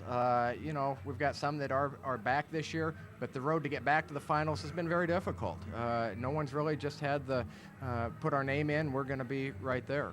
Bob Colgate with the NSAA joining us here at halftime with Howells leading Axtell 24-0. Bob, thanks so much for stopping by. We sure appreciate it. Kevin, we appreciate your coverage and everything else. Bob Colgate of the NSAA. We're at halftime of the Class D1 State High School Football Championship. Howells leading Axtell 24-0.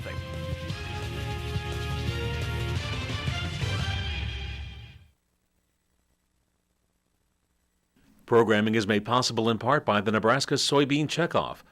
Soy biodiesel is a soy-based, clean-burning, renewable fuel that can be blended with petroleum diesel to help reduce America's dependence on foreign oil. Soy biodiesel, making a difference for soybean farmers and you. Programming is provided in part by Education Quest Foundation. For over 15 years, Education Quest has offered free college planning services. These services include scholarship searches, student loan information, college selection, and help with completing financial aid application. Education Quest is located in Kearney, Lincoln, and Omaha. Appointments are available at 800-666-3721. Just in time for the holidays, it's a Car Talk Christmas Carol on NET Radio. Don't miss 3 hours of Car Talk fun, along with some great gift-giving ideas during a holiday membership special, Saturday, December 3rd from 9 to noon Central on NET Radio, Nebraska's NPR station. ANOVA, Anatomy of Hurricane Katrina. Water never stopped coming in. I started to panic. The story starts long before the storm, and it isn't over yet. I don't think New Orleans will ever be the same. The predictions. It's serious. I told him, Walter, you better get ready. The lessons. These walls were under-designed, under-engineered. The storm that drowned a city. ANOVA Special Investigation. Tuesday night at 7 Central Time on NET1. You're watching NET Television, Nebraska's PBS station.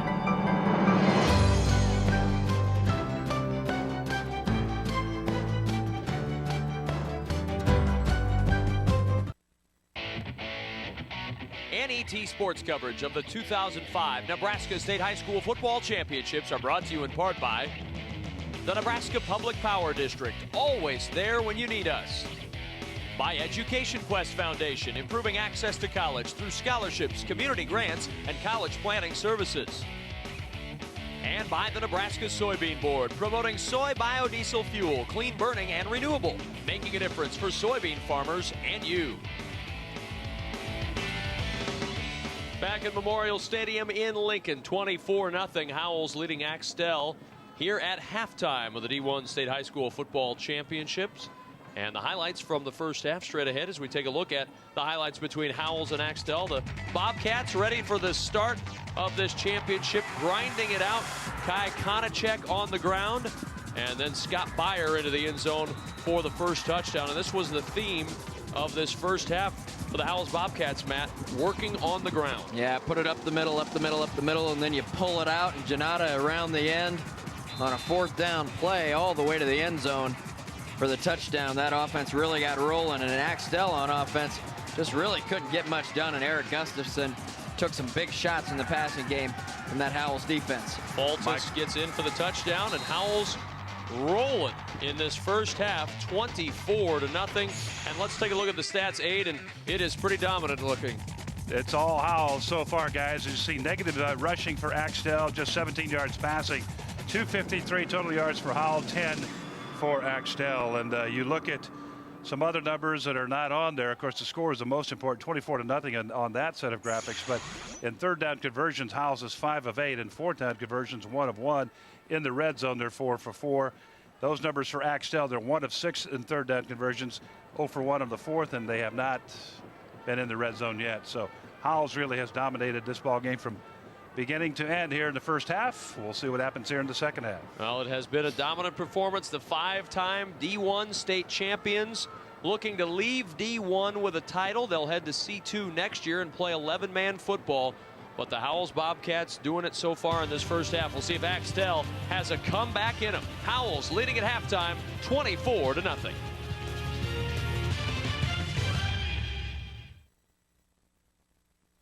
Fresh Air with Terry Gross. Conversations with those who matter. Insights from the world of politics. Journeys through the world of entertainment. Asking tough questions to those in the know. Fresh Air with Terry Gross. Listen weeknights at 7 Central Time on NET Radio, Nebraska's NPR station.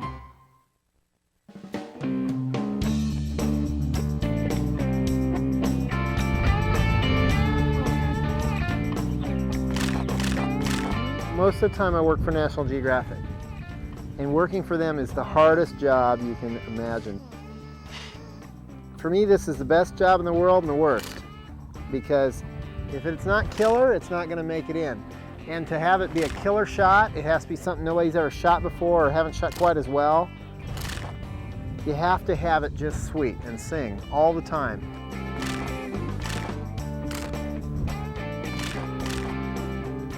Oh, I missed it. Oh man, that was it. That was my shot. You cannot believe that you're looking at this film and that you get to experience this with a photographer, and it's very intimate. Joel Sartori is truly somebody who cares. This wasn't just work, it was passion, it was calling. You know, the more time that the photographer invests, much more likelihood that he or she will be able to actually come up with those images that people will always remember. Coming in December to NET1. You're watching NET Television, Nebraska's PBS station.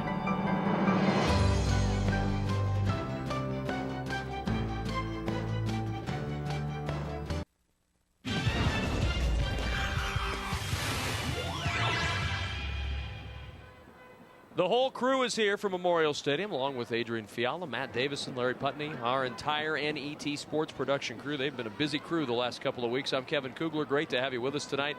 It's a chilly night, but not too bad here in Lincoln. Temperatures hovering right around that freezing mark here at halftime. And, well, the Howells Bobcats are red hot as we play through that first half. A 24-0 lead here at the break over Axtell. Certainly a disappointing start for Axtell, but this is a team that has been able to put a lot of points on the board this year, averaging 48 points per game. The offense is potent, and it can get going. We've seen the running of Brendan Parks aid on the kick returns. We've seen Gustafson back to throw. They have a comeback in them. We'll see if Howells' defense, though, is able to stand as strong as they were in that first half. Yeah, that'll be the key, Kevin. The other key will be whether or not the Axtell defense can measure up to their season-long standard. They had given up just 134 yards per game throughout the year, 75 rushing, 59 passing, and then given up just 6 points a game, a little over 6 points a game on the year. And those numbers, of course, have been exceeded by Howells by a long way. So really the key is on their defense to see if they can withstand that pressure, because that Howells offense, guys, just leans on you, pushes you, shoves you. Pretty soon they have 5 yards, and that's it. Larry Putney standing by down on the field with the head coach of the Axtell Wildcats, Kent Ropers. Well, Kent, did they surprise you with the way they threw the ball? I knew they could throw the ball. Well, when you run the ball as well as they do, then you're bound to bite and let some guys get open. And the long pass was kind of surprising that we didn't get it covered better. That one probably hurt worse than anything. 10 yards in the first half, what do you need to do to move the ball? We just got to control the line of scrimmage a little better than we did in the first half. Anything from you need to throw the ball more? You think you can have success running it? Well, I'd like to have some success running it, but we'll see. All right, thanks, Ken. Yeah. Ken Roper's trying to solve what's going on down there right now. Every coach would like to have that success running the football, but man, this Howells defense is extremely tough, and we'll see. And maybe Axtell finds new life, new wind, new attitude, new whatever, and comes out here in the second half, guys, and puts it together. It's 24-0, and there have been a lot of teams that have experienced this in the playoffs. Omaha Christian Academy, Lord's Central Catholic, Johnson Brock, and Humphrey St. Francis all shut out in the playoffs, and that's a pretty incredible record by anybody in any sport. Well, Howells went right down the field for a touchdown the first time they got the ball. Then Axtell was able to hold them on a couple of possessions, but you could see as the first half wore on, Howells just wore down the defensive line of Axtell and ended up those 2 and 3 4-yard gains were 6, 8, 10-yard gains, and then with a couple of pass completions, it got to be 24-0. Well, coming December 4th to NET1, great performances looks back to the golden age of television with the 1965 special, My Name is Barbara. The black and white telecast introducing the arrival of one of Matt Davison's favorites, Barbra Streisand. Digitally remastered and restored, the 40th anniversary telecast finds the singer-actress just 23 years old. Don't miss Barbra Streisand in great performances. My Name is Barbara, Sunday night, December 4th at 8:30 Central Time only on NET1. I didn't know you were a Barbara fan, Matt. No kidding. Yeah, who's she? No, I'm just kidding. No, I do know. Come on. You know, guys, the teams that were undefeated in the playoffs, Johnson Brock and Humphrey St. Francis were number 6 and number 1. Howells took care of both of them. Again, both undefeated teams. If they keep it that way here in this game, they lead at 24-0 against Axtell. That would be the 3rd undefeated team they beat in a row, and all of that coming at crunch time right at the end of the season in the playoffs and then in the championship game. That would be quite an achievement for this football team, I want to tell you. Well, Axtell going to get the football to start off this second half. We'll see if they can get things moving. They need to get a shot of confidence, and this drive seems to be so important. Just if nothing else, maybe you don't score, but you move the ball, you get a little consistency going here offensively. Get a touchdown and 2-point. I mean, you're really 3 scores and 3 2-point conversions away. I mean, you're 3 possessions possibly away. But at least if you get that 1 score or 2-point conversion, it's only 16 points down, and you're within a couple of scores. I'll leave that math up to you. Yeah, that's call across the way over there and call to one of the math buildings. Matt, come on in and help us out on that. But what they really need to do is just establish some confidence in their offense right now. And, you know, just 10 total yards in that first half, and that's tough. If you would like a DVD of this game or any of the state high school football or volleyball championships, log on to netnebraska.org and click on the sports link. Or call 1-800-228-4630. It's a memory that will last for years to come. NET is Nebraska's home for sports. I think my job is safe. It's normal. Brendan Parks with the kickoff return has some running room. Parks across the 30 and shoved out of bounds near the 35-yard line. Axtell, a shot in the arm perhaps from the return game as they'll start from their own 36. Good field position again. They've had good field position a couple of times in the first half. Not able to capitalize on it. Let's see if they do it here as they start out. They're coming back. There's a flag on the play, Kevin. It'll be coming back, it appears. So a disappointment for Axtell. Had great field position up near the 36-yard line. Instead, put that ball back inside the 20, down near the 18. Big flag. That's a big call. Let's see if we can see it here. Blocking the back right there. Yeah, that's tough. It was almost on the side, but the player was coming down so fast, Bernheider, that looked like a block in the back, and can't blame the official for making that call. All the way down inside the 10-yard line. First down and 10 from the 10, and Gustafson into the gun on first down. Pressure up the middle. Gustafson gets away and has room to run. Gustafson with great speed, and he's out near the 20-yard line. 9-yard scramble by Gustafson before Beyer brought him down, and Axtell faces a 2nd and short. Oh, Gus going to get out and run here. It looked like the pocket was going to collapse, and he was going to collapse with it, but he's able to skirt out of there and get on downfield and give his team a pretty good chance here. Just about a yard away, less than a yard away from the first down.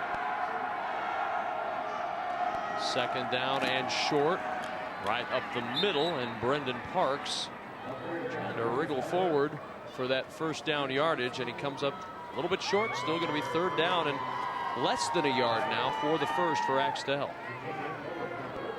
And they need this. I mean, it's 3rd and less than 1. If you have to quarterback sneak it or whatever you need to do right now, you need this first down. 3 and out at the beginning of the half is not what you're looking for Axtell. 3rd down and 1. There's the sneak by Gustafson. Had a big hole to run through, and Gustafson takes it to the 24-yard line. It'll be a 1st down and 10. The 2nd first down of the day for Axtell's offense, and that's a good start. Well, they're making some progress, guys. They started back deep in their own territory, up now at the 25-yard line. And again, making a little bit of progress here. Signals being checked back there. Gustafson in the shotgun again on 1st and 10 from the 25. Pocket holds. Catch is made by Anderson. Anderson fighting for extra yardage down near the 34-yard line. A 9-yard pickup. And it'll bring up 2nd down and short once again for Axtell. Justin Sweetberg here going to make a good block on Bajada. You saw him there. He pushed him back a little bit, but Bajada was coming one more time. Sweetberg stepped up in front, gave him time to complete the pass. Howells leading 24-0. 2nd down and a yard from the 34. Parks across and to the 35-yard line, across the 34, gets to the 35, and well, that's awfully close to a 1st down, and it is a 1st down for Axtell. Move the chains once again. Back-to-back 1st downs, maybe get a little confidence into this Axtell offense. I think with Gustafson in the shotgun, it gives him a chance to look at the field a little bit more. They put him under center on that play, but a couple plays out of the shotgun, he's able to get out of the pocket, use that speed. I'd put the ball in his hands. He's the best athlete on their team and a big kid. Let him make some plays here in the 2nd half. 1st down and 10. Pressure coming. Gustafson flushed. Flag down, and Gustafson just throws it away and out of bounds. That flag is going to be a hold against the Wildcats of Axtell, and it's going to cost Axtell 10 yards and push it back near the 25-yard line.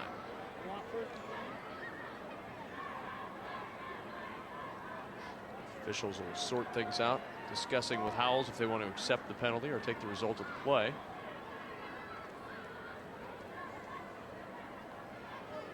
See where the hold happened here. Gustafson trying to get away from the defense, and oh yeah, right there. Almost a tackle. Brigham Becker. Justin Sindelar from Howells. He grabbed his right ankle, just pulled him down. 1st down and 20 now back at the 25-yard line. Gustafson looking out there for Hins, and Eric Hins cannot make the catch. Had a little bit of an opening there, but Hins couldn't pull it in. It was the best pass of the day, I think, from Eric Gustafson. I couldn't tell if it was tipped right before it got out there, but you'll see a little flag route on the outside. A left-handed sling, looked like it was on the money. Byron Janada coming up, Matt, to make the play on defense from the safety spot. timed it very nicely, broken the ball very quickly, and just at the last minute flicked it away. Down the sideline and incomplete. A little too far for Warren Carmody out there on that far sideline, and it'll bring up 3rd down and 20. And how often do we see it? An offense starting to move, starting to get going, and then a penalty just completely throws everything out of kilter, and it looks like we're seeing that here for Axtell. Well, they've been taken out of their game plan, actually, in terms of running the football. They have run for just over 250 yards a game, pass for 95. So it's not bad balance there, actually. But, again, they wanted to run the ball a lot more and a lot better than they have, and they're throwing the ball a lot more than they care to. Gustafson set up again, in trouble, and down he goes. Michael Bujita with the sack, and he has spent a lot of time in the backfield, his 2nd sack of the day. And let's go downstairs to Larry Putney. Well, Kevin, I was just talking to the official statistician for Howells, and he took a look at the last 4 playoffs games. Howells right now is averaging, allowing their opponents 9 yards per game on the ground, and I guess they're right at it right now.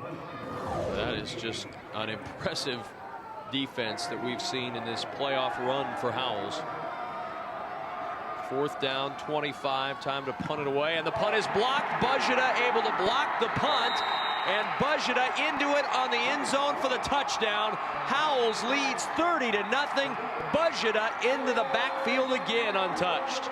He was a factor on the last play that caused the punt, and now he's a factor on this play where he blocks the punt. Michael Bujita just playing all of his 6'4", 224 pounds tonight, and playing it with a vengeance. I'm interested to see the replay on that. I don't know how he blocked it, or if he just took the ball out of the guy's hand before he was able to punt it. No, he got it right off the foot, Matt, with what looked like the left hand. Janata towards the goal line, and the 2-point conversion is good. Howells leads 32-0, and we'll watch the punt again, and we'll watch Bujita come in and get the block. There's that left hand, gets it up. He beat Gustafson. Gustafson trying to block him to the right of your screen, and just got that big left mid out there, and an easy touchdown. Not untouched, but almost, as Bujita just came right around and able to get it in for the end zone. Well, you block it, you scoop and score. You love to do it anytime in any ball game, but when it comes in a state championship game, guys, it's even more special. He's going to be back next year. We'll get all the inside information on the Huskers after the Colorado game on Big Red Wrap-Up Tuesday, November 29th, live at 7 p.m. Central Time. It's a complete review of the game with highlights, commentary, discussion, and the latest recruiting news with Huskers Illustrated Sean Callahan. Join Adrian Fiala and me for our next Big Red Wrap-Up Tuesday, November 29th, right here on NET, Nebraska's home for sports. The Wildcat cheerleaders trying to kick their team into high gear here, trailing 32-0 in this 3rd quarter. And Howells in the driver's seat right now.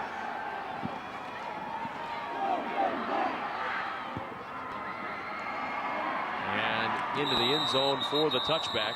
Axtell will take it out to the 15-yard line. 1st down and 10. And Axtell needs to put something together. Kevin, we need to just throw out a real well done tonight to Ryan Dirkschneider. He's the guy that's been kicking off for Howells so far. And he's kicked about every ball, I think, save one into the end zone tonight. And has given the Axtell bunch the long field to go. So great job by the kicker over there, Dirkschneider. On 1st down, pitch play to Brendan Parks. Parks up the sideline. Nice run for Parks as he gains nearly 5 yards out to the 20-yard line.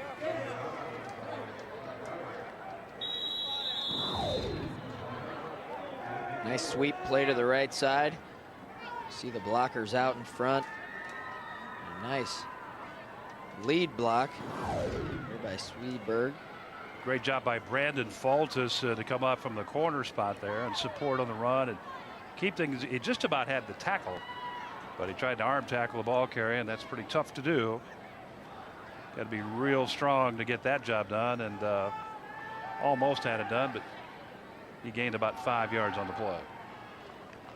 Tending to what might be Brandon Faltus. It's Brandon Faltus down on the field for Howells, and Faltus is up, and walking a little gingerly. We'll see if we can tell at the end of this play what happened to Brandon Fultus. There you see him right there, and he has the arms out. His teammate may have got him on the legs a little bit. Bernheider, I think, or he's all right. He's looked going to like be okay. maybe rolled up on his ankle a little bit. Second down, 5. The ball at the 20-yard line. Axtell trailing 32-0 here in the third. Gustafson in the gun. Looking for Hins, and it's incomplete. Hins well covered out there. Janata and Kevin Janata both on the coverage. Brian and Kevin on the coverage of Eric Hins. You got him, brother. Absolutely. Covered under and covered over, as Gustafson's going to try to float it in there, but the coverage is there. The brother combination, as we said, and no chance. Well, That would have you've been got a fantastic catch if he'd have made it. You've got Byer and Bujita up front, able to stop the run. You can shut down the run and still have the ability to double cover a wide receiver. Makes it tough to move the ball. Timeout taken back by Axtell. They want to talk things over with 8:52 remaining in the third. It's a big play because you get dangerously close to the mercy rule when you get into this 32-point spread. It's 45 points in the second half. When that team gets to 45 points, it's all over and you crown a state champion. So you don't want to get to that point and have that happen for you. So very dangerous time. Well, congratulations go out to John B. in Lincoln. John B. perhaps working under some sort of pseudonym, we're not sure, but he knew the answer to our state high school trivia question. The answer being Omaha Northwest's Damon Benning had the longest punt return touchdown in history. 98-yard punt return. He ran back for a touchdown. The Nebraska State High School football trivia quiz, sponsored by Nebraska Public Power District, always there when you need us. And tomorrow on the broadcasts, we'll be joined by Damon Benning. Looking forward to that. Ask him again why he fielded a punt on the 2. Exactly, that's what I was going to say. Gustafson on the roll, and he throws it away, incomplete. 4th down and 5 for Axtell. And the punt likely coming again. Gustafson trying to get to the outside, make something happen on the pass play. But again, the pressure is there by the Howells defense. It's been there most of the night. This time, Byer again. Scott Byer putting most of the pressure on Gustafson to get rid of the football way, way early, and really nobody around to even make the grab as they kick it away here. On 4th and 5, the punt, a short one, headed toward the sideline, takes a bounce for Axtell and out of bounds at the 35-yard line of Howells. So the Bobcats will have it 1st down and 10 from there, leading 32-0 with 8:37 remaining in the third. And Mike Spears' team, there are not going to be too many teams, guys, that are sorry to see them move up to the C2 level from this Class D1 State High School football. There's probably a lot of them just sending them tickets to go ahead and make the trip right now. So Mike Spears just a tremendous job since he took over there in 1996. Konachek gets the carry and a very nice tackle inside as Justin Swedberg got there to close the hole. Konachek, not a lot of running room, a yard, and that's all to the 36-yard line. We're really going to see the heart of this Axtell team. You find yourself down 32 points in the third quarter of a state final game, and they're still battling up front. You want to see them continue in this game and continue to battle and try to work to keep the game as close as possible. Byer gets the carry, and the ankle tackle by Eric Gustafson after a couple of yards gained for the Howells fullback out to the 39-yard line, brings up a 3rd and 6 for the Bobcats. It's one of the few times tonight, guys, where the Axtell defense has been able to limit them to less than 5 yards on a carry. Two carries there. 3rd down and 6, 4 yards on 2 carries. Again on the option, fumbled option pitch, but Justin Bartling able to roll over on top of it and smother it after a loss of 3, and it'll bring up 4th down and 9, and the Axtell defense comes up with a 3 and out. Very nice effort from the guys on the Wildcat side.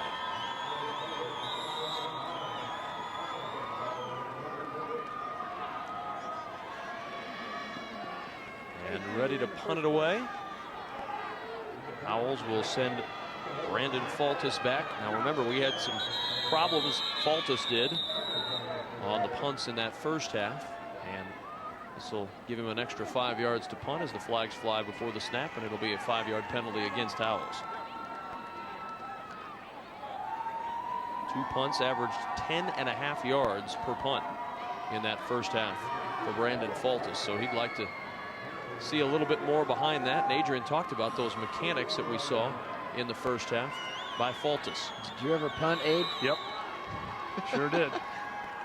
Kickoff, punt, field goals. Whoops. Right through the hands of Faltus. No rush on for the moment. Faltus, though, brought down at the 19-yard line by Eric Gustafson. The rush wasn't coming, but the speed of Gustafson got him there quickly.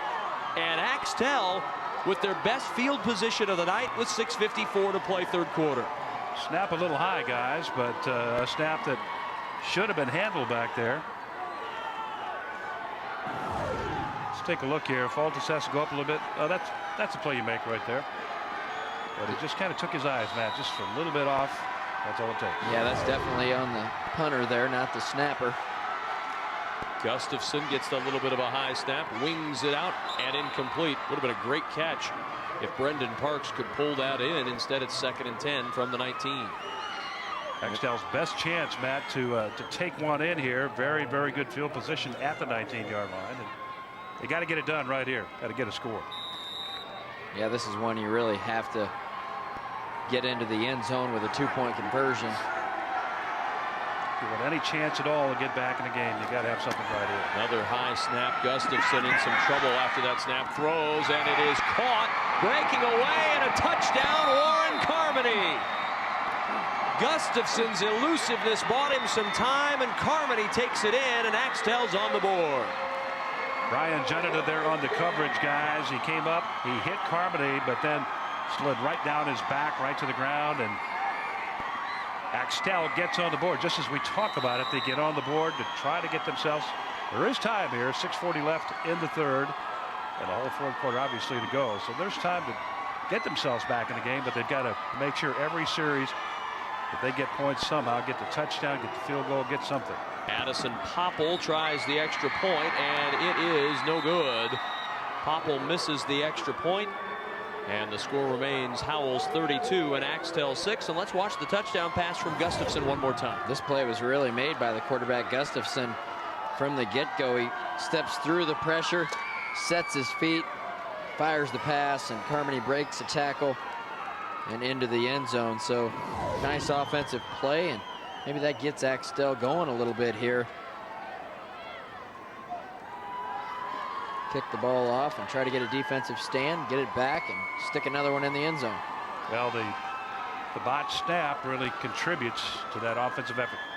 Well, be sure to join us tomorrow at 11 a.m. Central Time for the Class C2 championship game as the Pirates of Plainview take on the Cambridge Trojans. We have complete coverage of all the 2005 Nebraska State High School Football Championship games right here on NET and NET HD, Nebraska's home for sports. And a similar kind of matchup tomorrow night. We got a Cambridge, or tomorrow morning rather, Cambridge team that's here a lot, and a Plainview team that's not hardly here at all. Should be a lot of fun, and that's a great tackle by Warren Carmody. Just scored the touchdown and then makes a great play on special teams. It's a nice kickoff also all the way back to the goal line, almost a touchback. And Howells decides to bring it out, and they only get out to the 7-yard line, it looks like. So great job on coverage from the kickoff team, and Carmody makes the tackle. Now Axtell with a little bit of momentum here. If you get a stop, get the ball back, and you never know. First down and 10 from the 7. Janata under center. Motion coming from Konachek. Janata with the fake. Janata keeps, and across the 10 down to the 12-yard line. Jared Noble on the stop for Axtell. Picked up their customary 5 yards on the play, make it 2nd and 5. They've been averaging over 5 yards per play all the evening so far, 5.3. That has been pretty steady through the course of the ball game. Janata with the give straight ahead to Konachek. Nice little spin by Konachek to get forward near the 19-yard line. A 7-yard pickup and a first down for Kai Konachek. Over 1,200 yards now on the season for Konachek, the senior. He's going to take it over that right side that we talked about earlier in the ball game.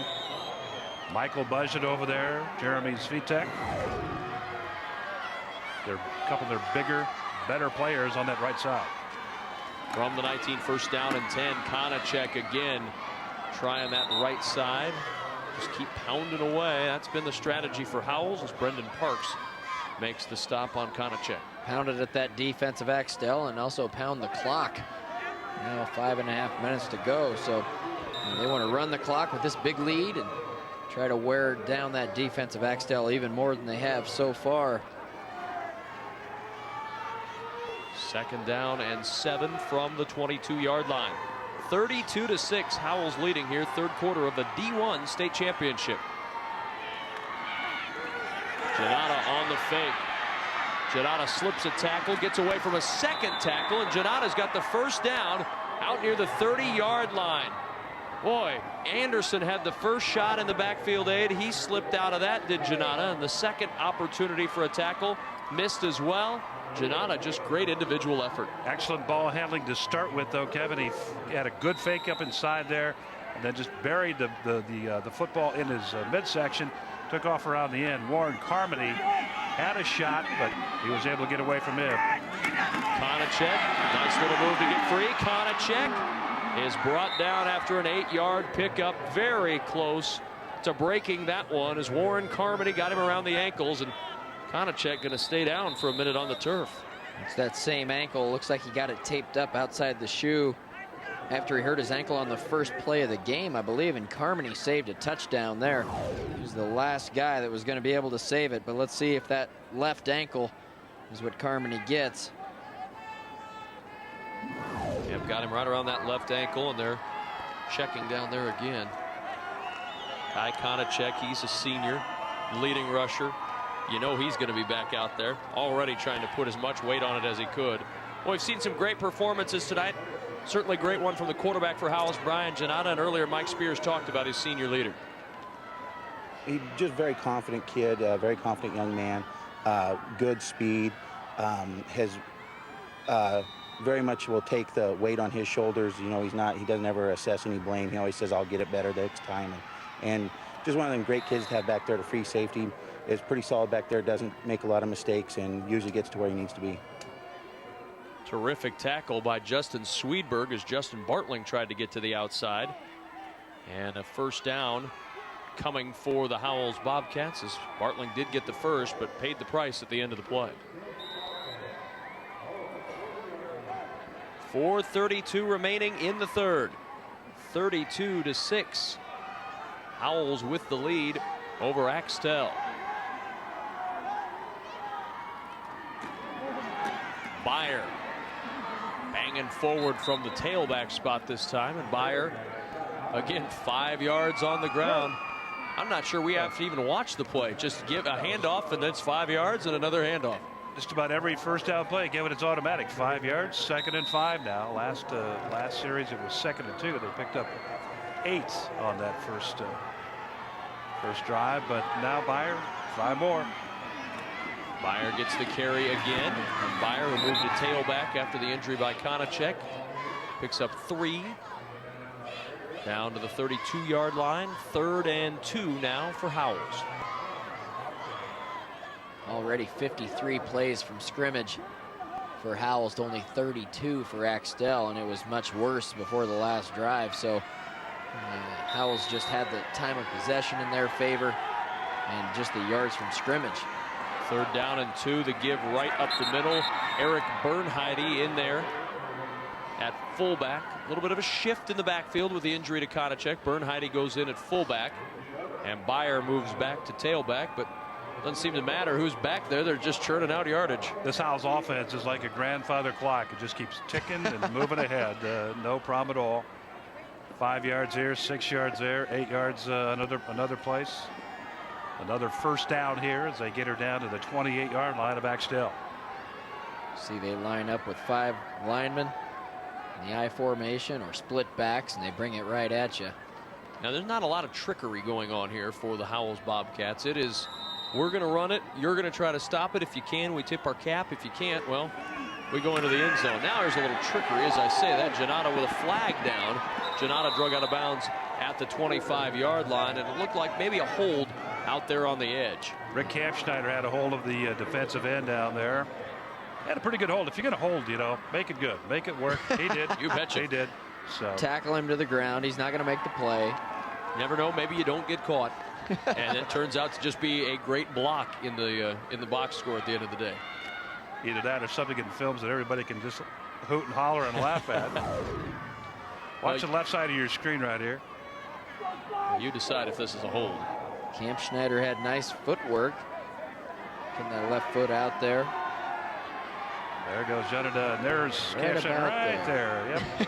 That kind of fits the description of holding when the defensive lineman either changes direction very severely or goes to the ground very quickly. It's usually going to be called a hold, and that's what happened. Both of those happened on that play. Josh Beck, the victim of that hold. And it'll be first down and 20 for Howells from the Axtell 38-yard line. 3:19 to play, third quarter. Janata with blockers out in front. Gets back down near the 30-yard line. A pickup of 8 yards on the play. And Janata just getting a little bit of that yardage back on first and long. Kind of reminds me, guys, of the old Missouri plays. The old Missouri right, Missouri left. Just student body right, student body left. And like you said, Kevin, everybody knew it was coming. Still have to stop it. Still got to stop it. It's like Nebraska, the glory option days, Matt. Everybody knew it was coming, but hey, stop it, folks. Still waiting for an 8-man coach to come out with the Mike Leach spread offense with those big splits with only 8 guys on defense. Might be pretty effective. Janata in some trouble, and down he goes. Eric Gustafson able to get the sack. He led the team this year with 12 sacks on the season. There's number 13.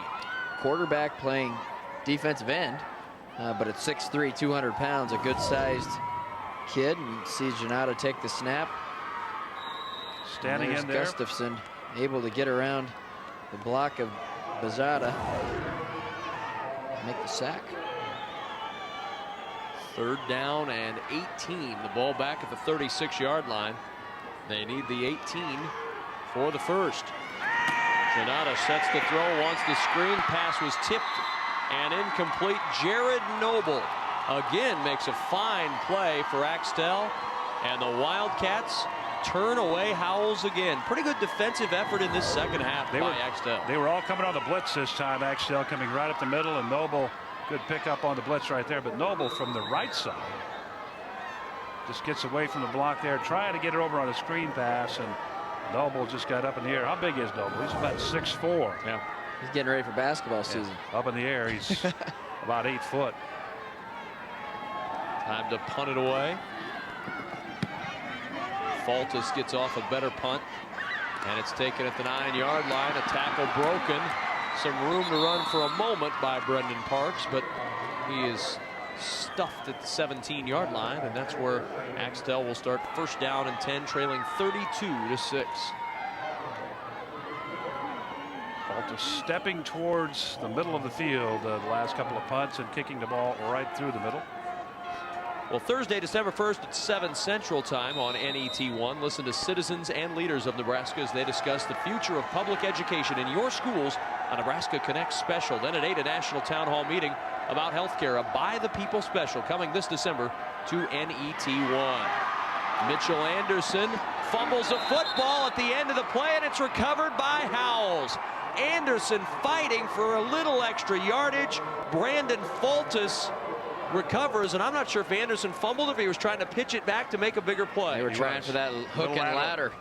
The hook, deep hook, as we saw in the first game. Watch this. The deep hook, and now he's looking to lateral the football. Actually, he was trying to get upfield there, but here comes a teammate. I think the person he was going to lateral it to was a little late getting there, so he tried to go upfield. I don't know who he was trying to pitch it to. I didn't catch that. Becker. Was it Becker? And I think he was a little late getting there, so he tried to go upfield and then tried to pitch it at the end. Fumbled it before his knee hit the ground. He was indeed trying to lateral the football. That's what accounted for the the fumble on the play, and also what accounts for great field position for Howells right here. Konachek back into the lineup at tailback. He gets the carry again, and Konachek straight ahead near the first down at the 18-yard line. Should be very close, and we'll wait for the official word from the official, and it is a first down. Move the chains once more for the Howells Bobcats, leading 32-6 late third quarter. And this Axtell defense, they played a solid second half, but field position has been a problem, and certainly on this drive it is. 1st and 10 from the 18-yard line. Konachek to the 15-yard line. 3-yard pickup for Howells, 2nd down. And Howells' play selection in the second half, Kevin, really fairly conservative, you'd have to say, and just trying to burn the clock off as much as they can here in the second half and go home with their 6th straight championship, as we have 33 and counting here in the third quarter. 2nd down 7. Konachek 91 yards on the evening. He'll add to that here going up the middle, but he won't add much because he ran right into the arms of big number 50 for the Axtell Wildcats, Lucas Sharp, who makes the stop. And 3rd and 5, the next play for Howells, and that may be the next play in the fourth quarter. Nice tackle by Sharp to end the third quarter of play. So we head to the fourth quarter in the Class D1 state championship in Lincoln. 12 minutes of football remaining on the evening, and the Howells Bobcats, 5-time champions, looking for number 6. They lead Axtell 32-6.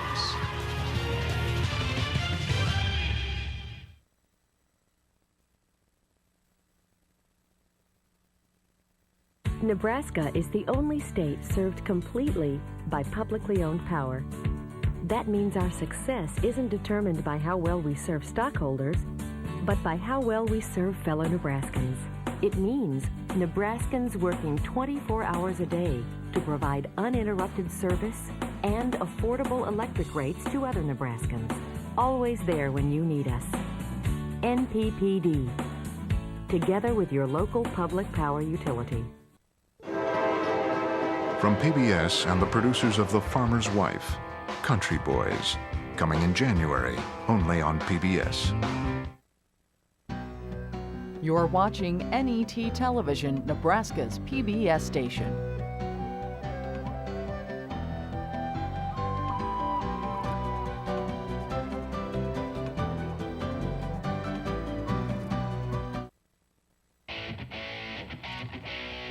NET sports coverage of the 2005 Nebraska State High School Football Championships are brought to you in part by the Nebraska Public Power District, always there when you need us.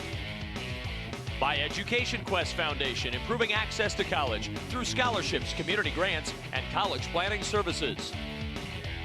And by the Nebraska Soybean Board, promoting soy biodiesel fuel, clean burning, and renewable, making a difference for soybean farmers and you. The fourth quarter about to begin from Memorial Stadium in Lincoln. It's the Class D1 state championship. The time of possession, major favor for the Howells Bobcats as they try to continue to burn that clock, but they face a 4th down after a 2-yard pickup on 3rd and 5. Mike Spears, the head coach, looking for his 6th straight state championship and looking for it here on 4th down and 3. Howells will go from the Axtell 11.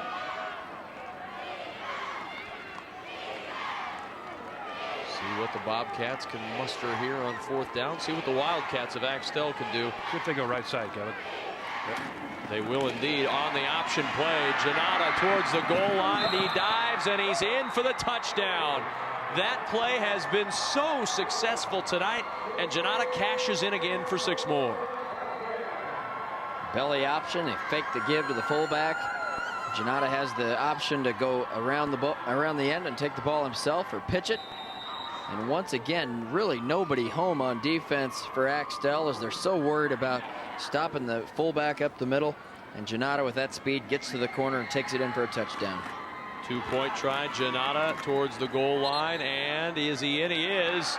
The two-point conversion is good, and Howells leads by 34, 40-6 with 11:18 to play, and the touchdown again from Janata. Well, they like to go to the right side because they have big people over there. They have Bajada and Svitak, and Axtell mindful of that, going for that fake, and then again, as Matt said, nobody home, and it's option play. It's either going to be the quarterback scores or the pitch man's going to score.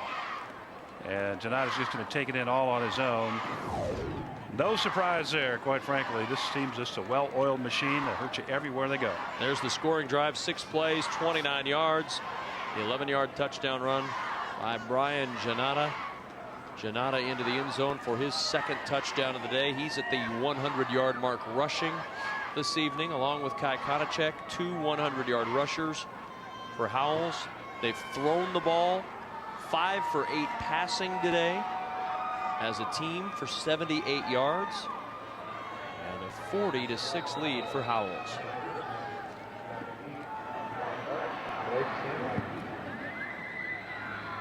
Kickoff taken at the 11-yard line.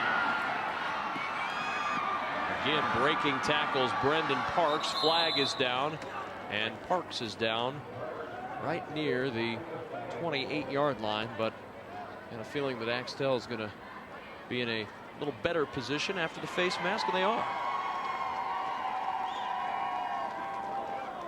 And so add a little yardage to the end of that run by Brendan Parks on the return. The return game's been very solid tonight for Axtell. There it is again, you betcha. Craig Erdman, the referee, right there giving the preliminary indication now, signaling Axtell ball right about midfield. Our camera crew has been so on today. Right on. What a great start to the weekend of high school football championships on these chilly nights. Not easy to be standing out there all day like our crew has done today, but what a great job they've done, and some terrific pictures tonight. When you're in the Hall of Fame as camera crew, it doesn't bother you, that cold weather. Great bunch. From the 33, and incomplete. Gustafson had a man open. The defender fell down. That was Kevin Janata, the defender, and Eric Hins can't catch up to the pass. When Beyer came in and gave Gustafson a big lick. Watch this. Bang, right there, fully exposed, helmet right on the 7. And Gustafson getting up and a little bit shaking, kind of trying to loosen up that left arm. From the 33, second down and 10. The give to Brendan Parks, and Parks cannot get away from Scott Beyer one more time. Beyer right there, and a sure tackle from the linebacker. He's had a nice game, and what a career. Looks like 4 state championships. He's going to go on and play college football. Look at his helmet, all beat up. 27 solo tackles to lead this team, and add another one to that notch with that tackle there from Beyer. That was his 7th tackle on the night, guys, but he's also been a factor just in the ball game, making plays that don't add up in a tackle, but making plays. There's only been about 35 or 36 plays run by Axtell, so not a lot of tackles to be had out there.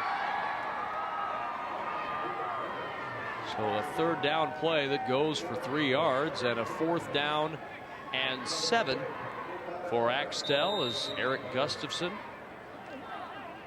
trying to make something happen from that quarterback spot.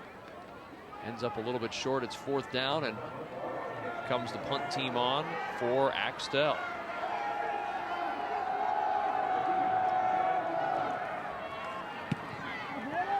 Pretty good punt. And the fair catch called for, and Janata has to get out of the way. That one almost came back and clipped him on the leg. At the last minute got out of there, and it'll be Howells football. This Sunday on NET1, Nature looks at the flood victims who were left behind in the aftermath of Hurricane Katrina, the tens of thousands of household pets.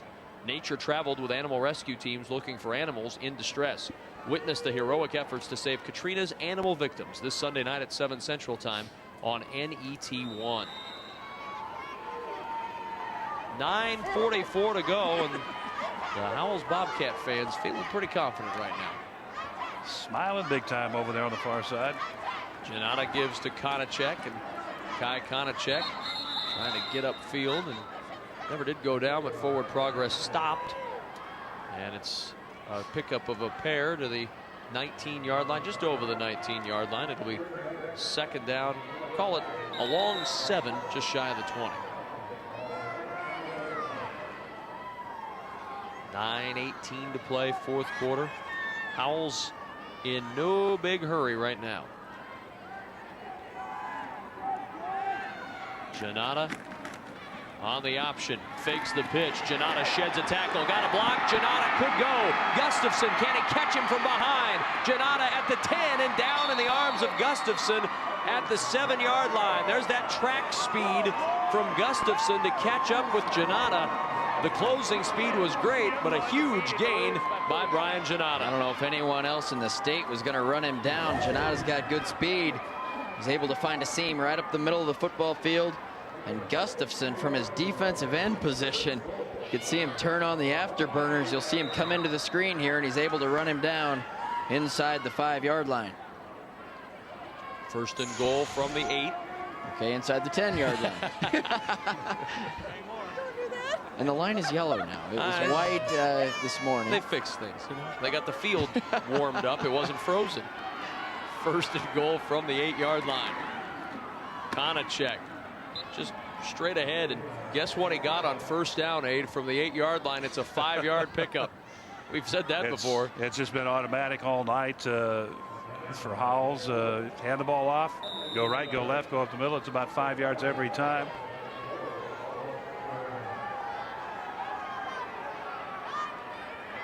Second and goal from the 3. Konachek into the end zone. It's the touchdown for Howells, and the Bobcat lead is 40.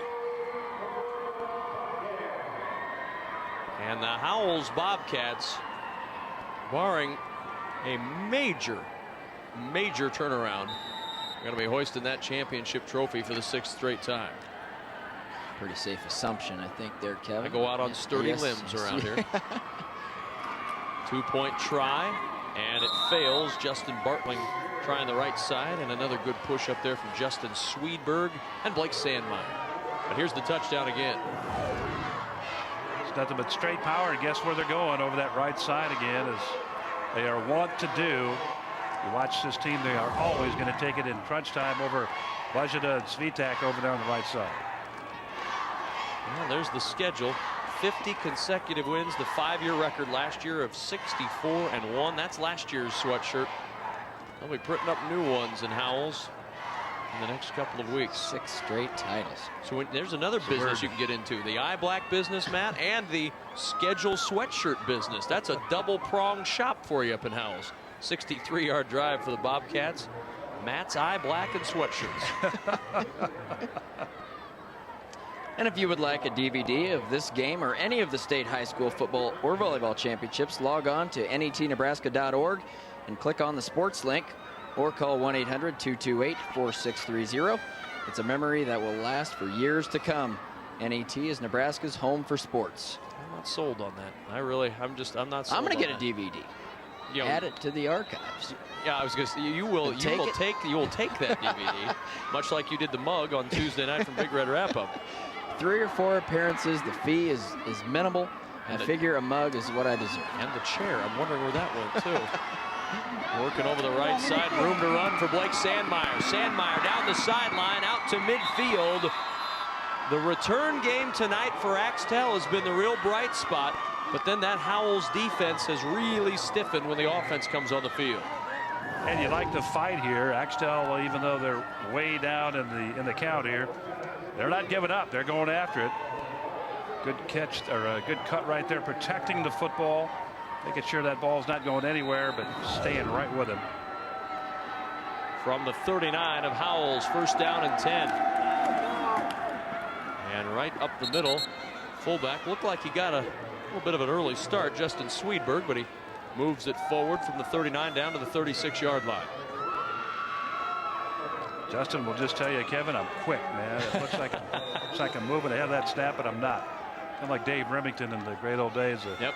Offensive center looked like he was offsides. Everybody said, man, I think he's offsides. Hey, he's the center. He's snapping. He's okay. Second and 7 from the 36. Straight up the middle again. This time nothing there for Swedberg at fullback, and into the arms of Scott Beyer. He went, and down he went after a pickup of a yard. Also in there on the stop, Eric Bernheide for the Howells Bobcats.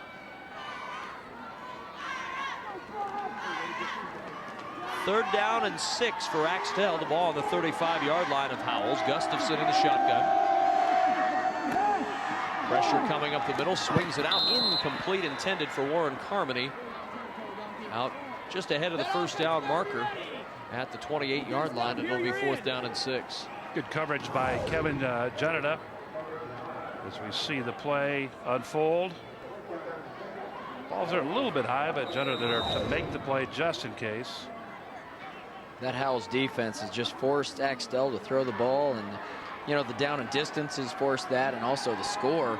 Axtell has felt like they've had to put the ball in the air, but now over 20 passes, 21 attempts on the day. It's a little more than they wanted. 4th down, going deep and incomplete, just beyond the outstretched arms of Mitchell Anderson, and Howells will take over right at the 35-yard line, and with the knowledge that a touchdown would end the state championship game. Gus is going to have time to throw. Snap a little bit high, but composes himself, lets it fly. Just a little bit too far, guys. A little bit too far. New quarterback in, Kip Colm into the lineup. And the handoff to Justin Bartling. A lot of new faces on the field right now for the Howells Bobcats. Brad Brester in the game in the offensive line. They're going to run people in and out of there, Kevin. They give these people some experience here with 6 minutes.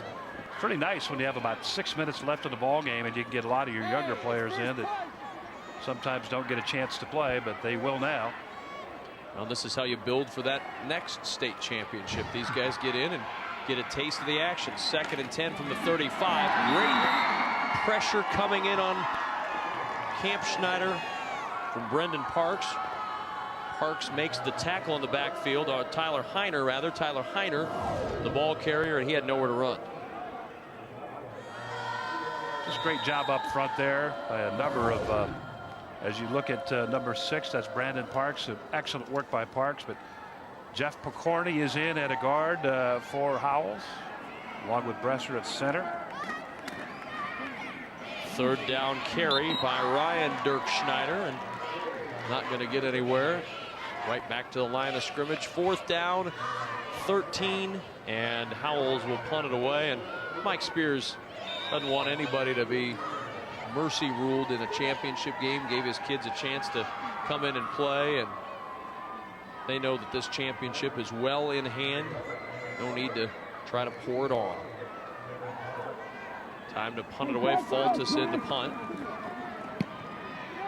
And Faltis, it's one to come right back to the middle of the field. Takes a huge bounce for Howells. It'll roll inside the 10 and down to the 9-yard line. And Axtell will start there with 5 minutes remaining here in this 4th quarter. The D1 state championship game. Great to have you with us tonight as we are at Memorial Stadium in Lincoln, and Axtell trying to get something done here in Memorial Stadium. Great to have you with us, along with Adrian Fiala and Matt Davison. I'm Kevin Kugler. We are required, when we have a guy like Matt Davison on, to put ourselves on camera at least once a game. He requires that in his contract. He demands FaceTime. That's why we're here. I can't believe it took Matt Davison. Can't believe it took till the 4th quarter.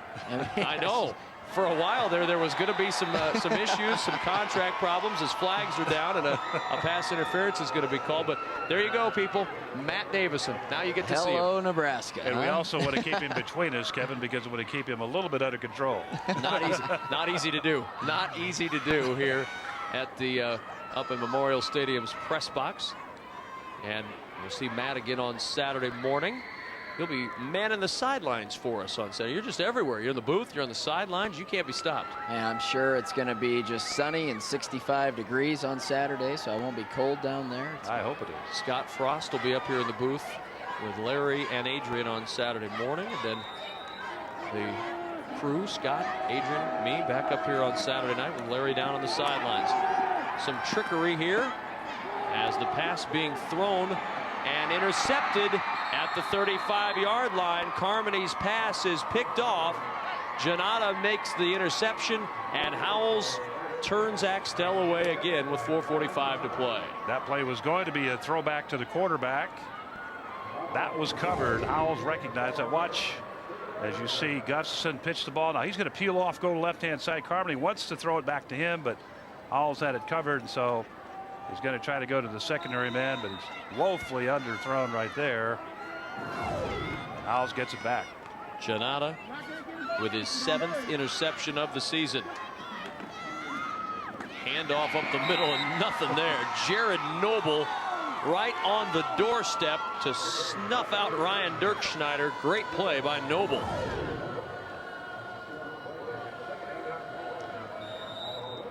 Trying to block Noble, and I think it looked like Jeff Faltis trying to block Noble and not able to get a piece of him, a solid piece of him. And Noble goes right through the block, and ooh, big rip on the ball carrier that time, Dirkschneider. 2nd down 12. Andrew Faltis now in at quarterback. Handoff to Tyler Heiner, and Heiner moves it ahead from the 33 out to the 36-yard line. Clock continuing to run. 4 minutes remaining in the D1 final. Good experience for these guys, getting a few snaps, get the young players into the game in the last few minutes, and when they buy that DVD, Kevin, they'll be able to see themselves play in Memorial Stadium.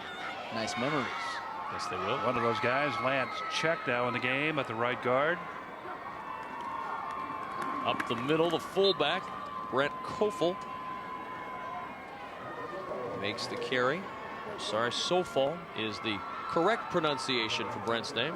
Brent Sofal, the junior running back who likely play a bigger role in the offense next season, and that's what Howells has done. They just keep growing these kids down there and growing them up in this football program. 4th down and 5, and reaching for the chains, Andrew Faltis, very close but just short of the 1st down, and it'll be a turnover back to Axtell. 1st and 10 for the Wildcats with 3:07 to play. Faltis close, but just not quite there. Short by the nose of the football, it looks like. John Francis also in the ball game at a guard position, senior. Gustafson and the Axtell offense back to work. 3:07 to play. Toss play to Brendan Parks. Parks on the outside, trying to get around that corner, and Justin Sindelar finally able to ride him out of bounds from the 36, move it out near the 38-yard line. 2-yard pickup for Brendan Parks. Boy, what a great job, guys, by Kevin Jenner to come up from the corner spot that time, and he took on the blocker, just basically gave his body up on the run support, took on the blocker, kept everything inside, and limited that play to about a 3-yard gain. Second team defense comes running onto the field for Howells. Everybody got a chance to give a big high five to the first teamers as on the little end around play. Blake Sandmeyer picks up 6 yards. He'll be 2 yards shy of the 1st down. Sandmeyer shows some nice speed and quickness getting around the end here. Led out there by Brigham Becker. Nice tough run. You could hear the big ovation for the starting defense for Howells as they left the field. Beyer and crew.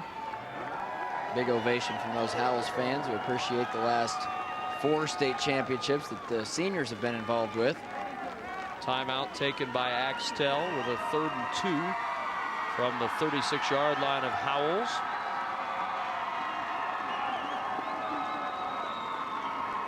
And Coach Spears applauding his team, as are the Howells fans.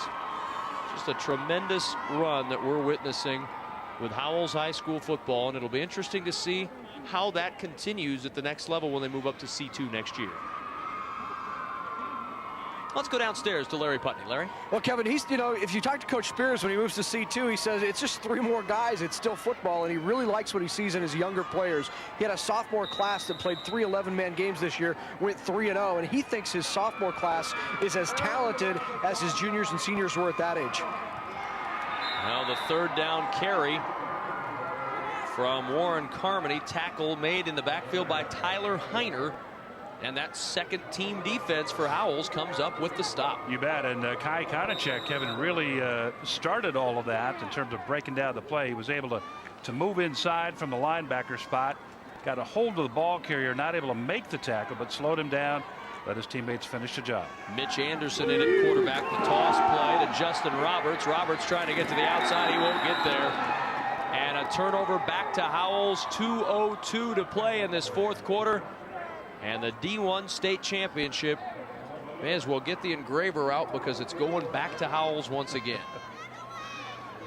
And for Axtell, what a season they enjoyed.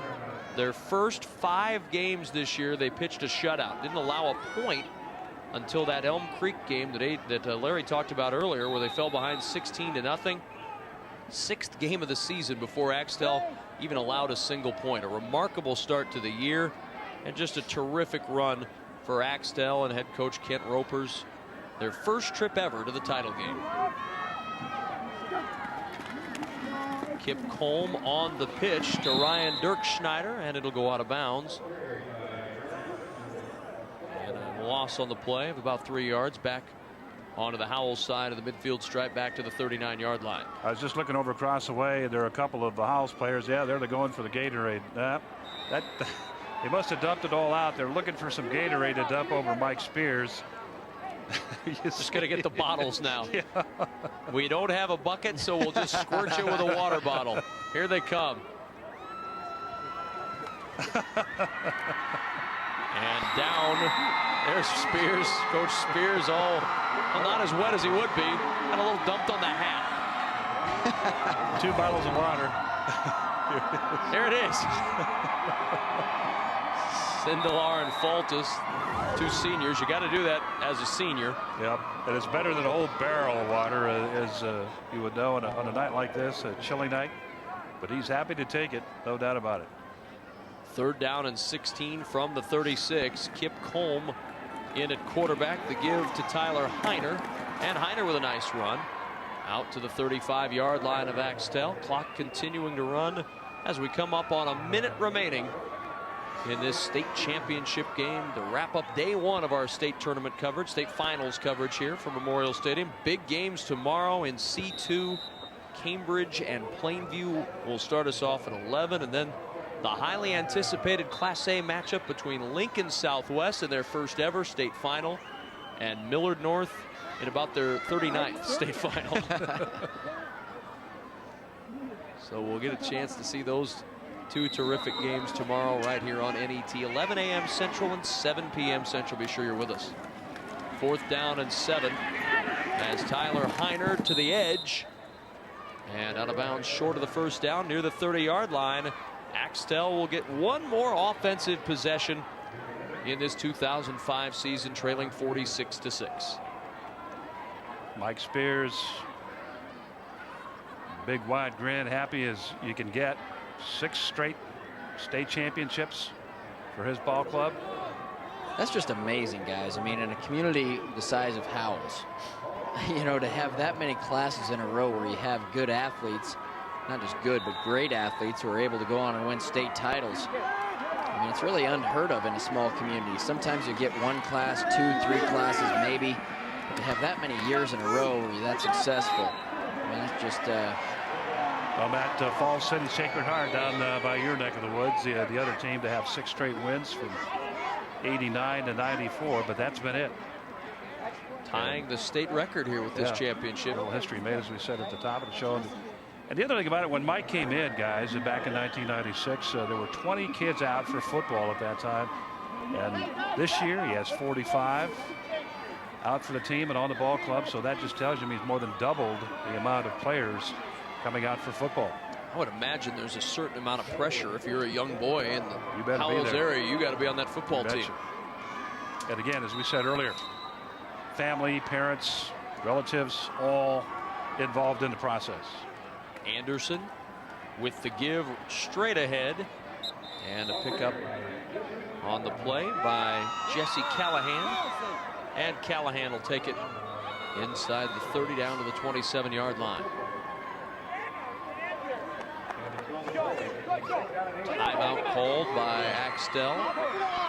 2nd and 8 from the 28. And the Wildcats just want a chance to get a few more guys out onto the field.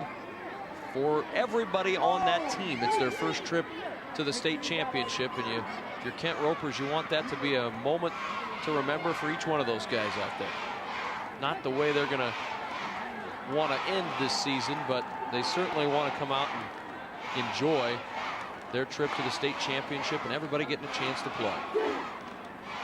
Well, for those teams that make it to the state tournament, state playoffs, there's only one that can end winning their last game, as we know, and you'd rather get to the finals than not get here. So it's been a successful season for Axtell regardless. They ran into a buzzsaw a little bit tonight in Howells, but there's been a lot of victims of Howells' buzzsaw the last 6 years for sure.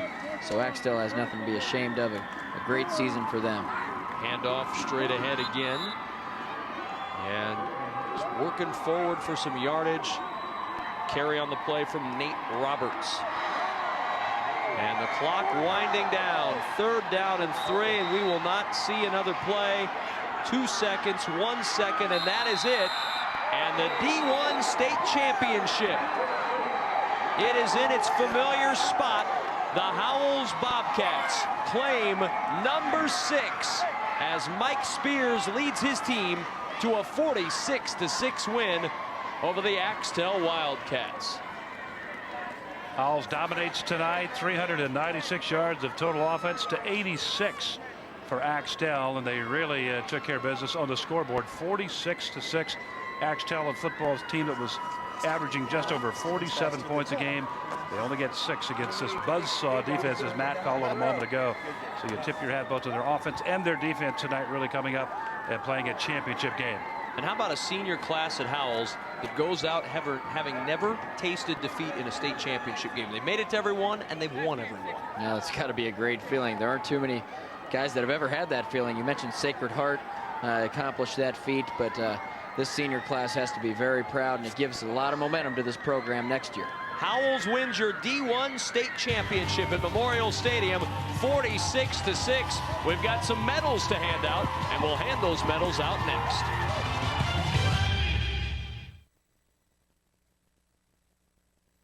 Programming is made possible in part by the Nebraska Soybean Checkoff. Soy biodiesel is a soy-based, clean-burning, renewable fuel that can be blended with petroleum diesel to help reduce America's dependence on foreign oil. Soy biodiesel, making a difference for soybean farmers and you. Programming is provided in part by Education Quest Foundation. For over 15 years, Education Quest has offered free college planning services.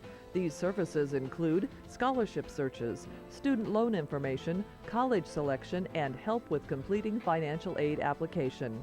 Education Quest is located in Kearney, Lincoln, and Omaha. Appointments are available at 800-666-3721.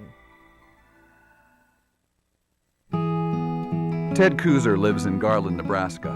He loves his wife, his dogs, and his time alone. I wanted to do the kind of things that senior citizens do, wear baggy old pants and sweaters, and then suddenly I got famous. Kuzer won the Pulitzer Prize for Poetry and became the 13th United States Poet Laureate. Coming in December to NET1. Next time on Frontline. They knew that the city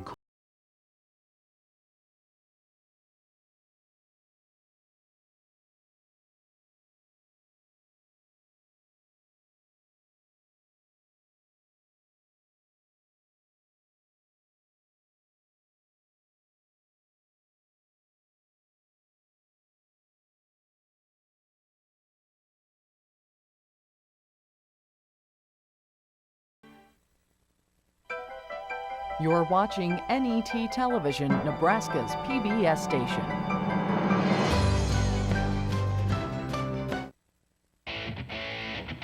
NET sports coverage of the 2005 Nebraska State High School Football Championships are brought to you in part by the Nebraska Public Power District, always there when you need us.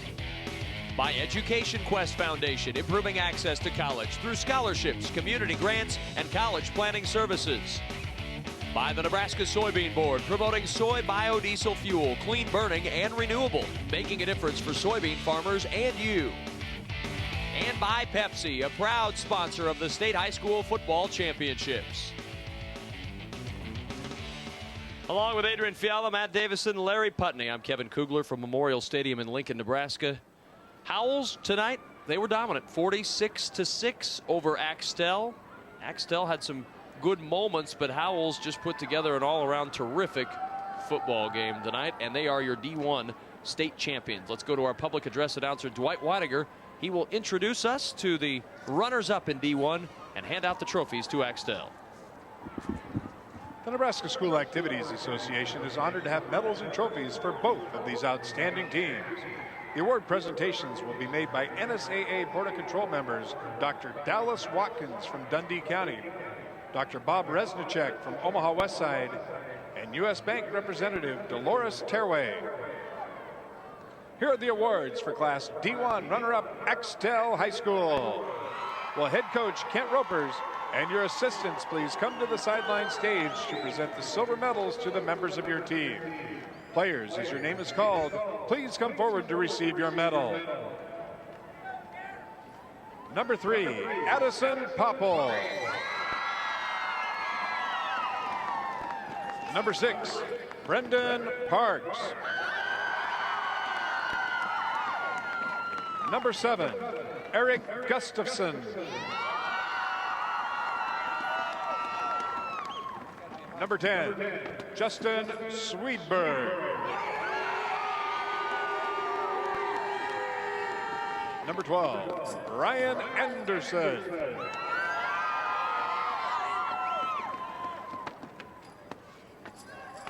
Number 16, Derek Cove.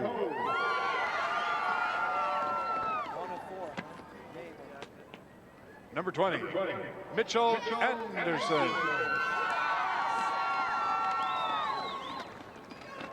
Number 22, Eric Miller. Number 24, Brady Benson.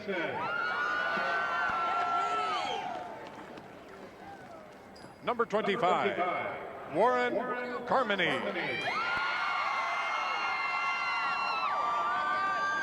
Number 28, Daniel Frederick.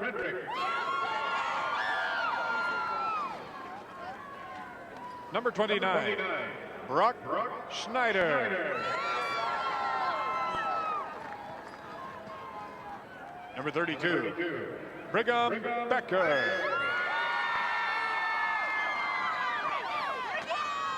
Number 33, Eric Hinge.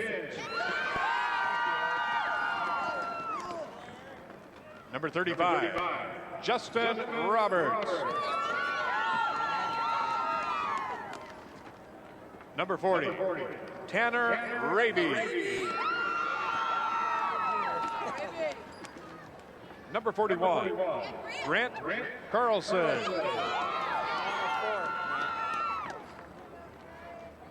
Number 50, Lucas Sharp. Number 54, Taylor Dodson. Number 55, Brock Peterson.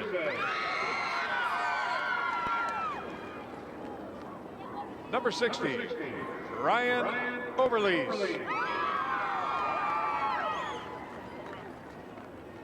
Number 65, Dylan Robinson. Number 72, Michael Fernbrook. Number 73, Benjamin Frericks.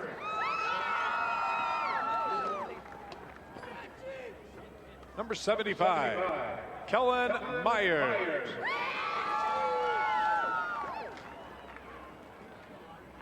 Number 77, Joshua Beck.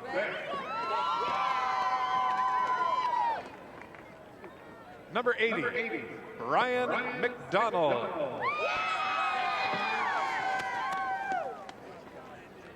Number 82, Jesse Callahan. Number 83, Blake Sandmeyer.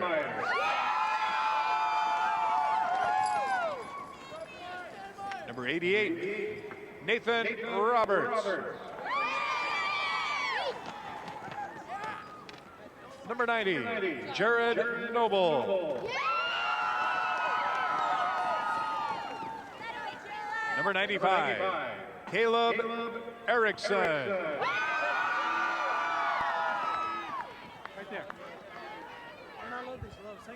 And now, here is the 2005 Class D1 runner-up trophy. Congratulations, Axtell High School.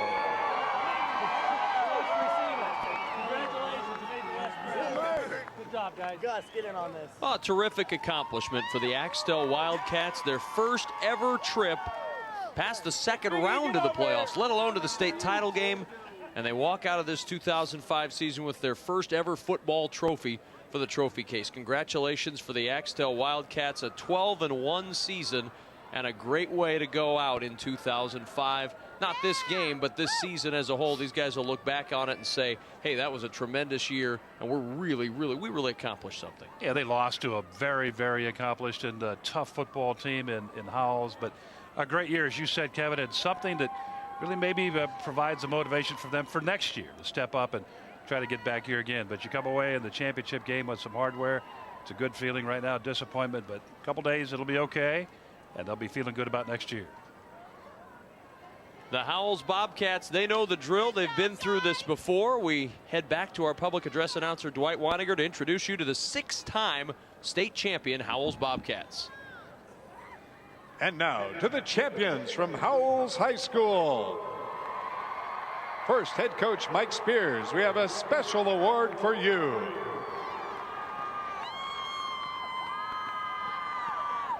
And now, coach, would you and your assistants hand out the gold medals to the members of your championship team?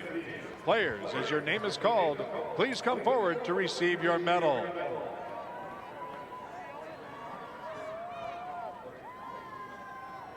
Number 1, Zach Boyson. Number 2, Jeff Fulton. Number 4, Justin Bartling. Number 5, Tyler Gooch. Number 7, Rick Campsnyder. Number 10, Kip Cole. Number 11, Brandon Fultes. Number 12, Andrew Fultes. Number 15, Chad Brester.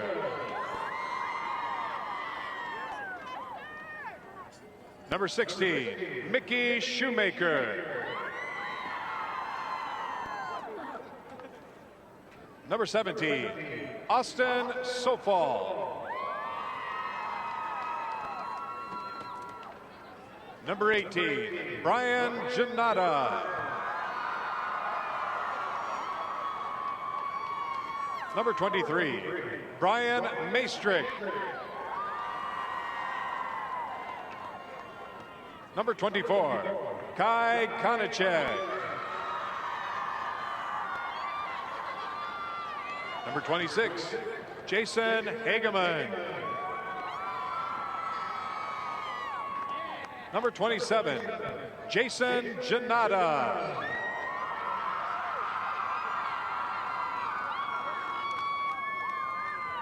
Number 28, Dustin Sindelar. Number 30, Ryan Dirksnyder. Number 33, Tyler Fultes. Number 34, Kevin Janata. Number 40, Scott Beyer. Number 42, Kurt Dustall. Number 43, Tyler Heiner. Number 44, Brent Sofall. Number 45, Mark Bernheide.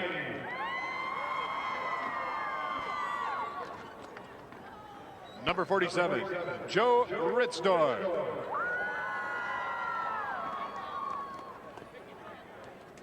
Number 48, Eric Bernheide. Number 49, Chris Bartling.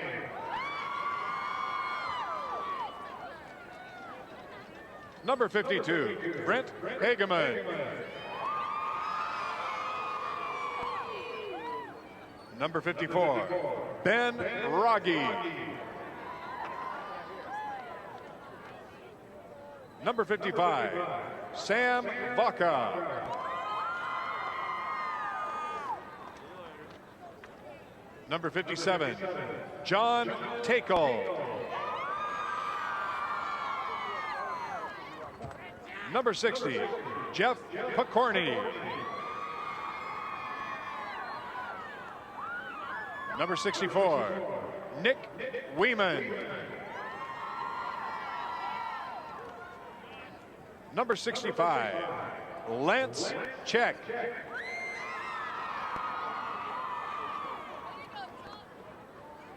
Number 71, John Francis. Number 72, Justin Sindelar.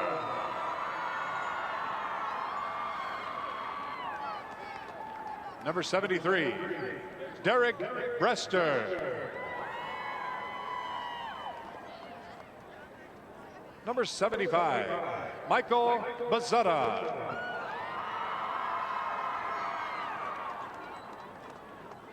Number 76, Jeremy Sweetag. Number 77, Brad Brester.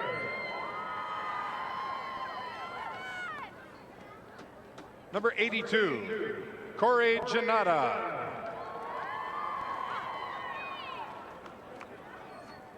Number 83, Matt Kampsnyder.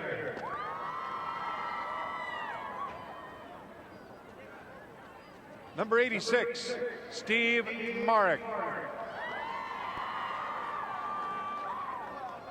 Number 89, Brian Cushy.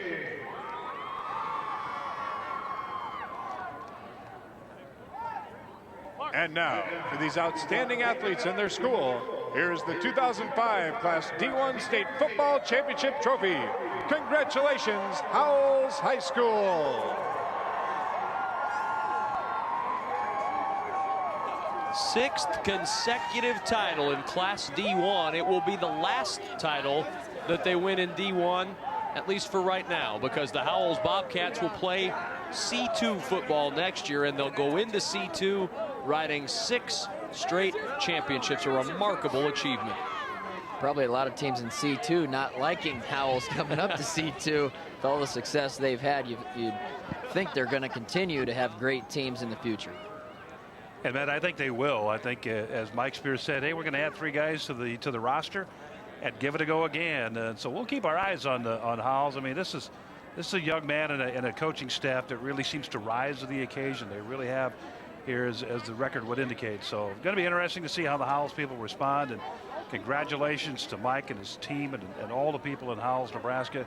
Great effort, great job. It's a community effort all together as they gather for their team picture. And let's go downstairs. Larry Putney standing by. Water. Thanks very much, Kevin. 76-2 in the last 6 years, 6 state championships. I don't know. Can you put it into words? I don't know. Someone, a lot of people have asked that, and I said, I think maybe 10, 15 years down the line is when you're going to realize it. But right now, the kids are playing so hard, and they do such a great job of preparing week in and week out. And and prepare the same no matter who our opponent is. I don't know. I don't know. It's been fun. Talk about this playoff run and what turned the switch for you. I mean, you know, to have this is the first shutout you haven't had in the playoffs. Well, you'd have to ask the kids. I really don't know what, you know, I wish I had done something magical because I'd write in a book and sell it and get rich. But these guys, like I said, at halftime of the Clarkson game, we just told them to relax and getting so uptight and so upset with themselves for minor little mistakes. And once they did that, we just took off from there. And God, we just played so well since then. Congratulations. Let's ask the players. Scott Beyer, what was it? What flipped the switch for you guys and you just turned it on in the playoffs?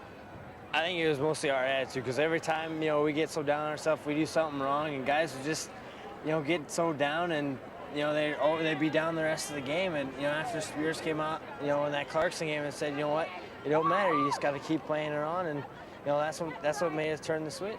You've known nothing but state championships in your high school career. Does everyone now come to Howells expecting to win a state championship? Oh yes, very much so, because, you know, you don't want to be that class that doesn't win a state championship, because there's that pressure there that, you know, if you don't, you know, there's going to look down on you like, oh man, you're the class that didn't win one. So what's it like to win 4 in a row? Oh, it's the greatest feeling of all. I don't think there's any other greater feeling. You decided what you're going to do next year? Not really sure. My goal is, as the youngest is to walk on at Nebraska, and, you know, it might happen. We'll have to see how it goes. Well, congratulations on the state championship. Thank you. Hey, and I can do one more thing too, real quick. Scott Beyer.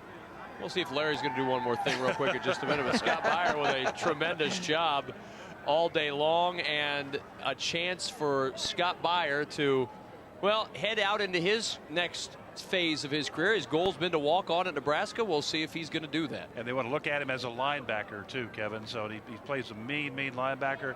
He's played some fullback for this team the last couple of years, but his real opportunity in collegiate football, I believe, will be at the linebacker spot. As you see everybody enjoying the moment, pictures of the team that'll last forever.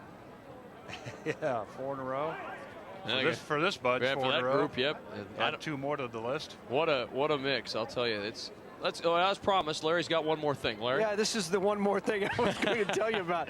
Yeah, you're looking at Jason Janata, guys. He's a sophomore running back. Of course, his 2 brothers play, including the quarterback. Last Tuesday, he had surgery, put 2 metal rods in his back. He's a member of this football team, was able to wheel up there on the wheelchair and now stand up and able to stand here with the state championship medal. A great story. Scoliosis surgery, and back out there. They were hoping they could get him out on the field today and a chance to celebrate with his team, and he did. It's just a tremendous story, and you really get the family atmosphere of Howells, and they're 6-time state champions. If you would like a DVD of this game or any of the state high school football or volleyball championships, log on to netnebraska.org and click on the sports link or call 1-800-228-4630. It's a memory that will last for years to come.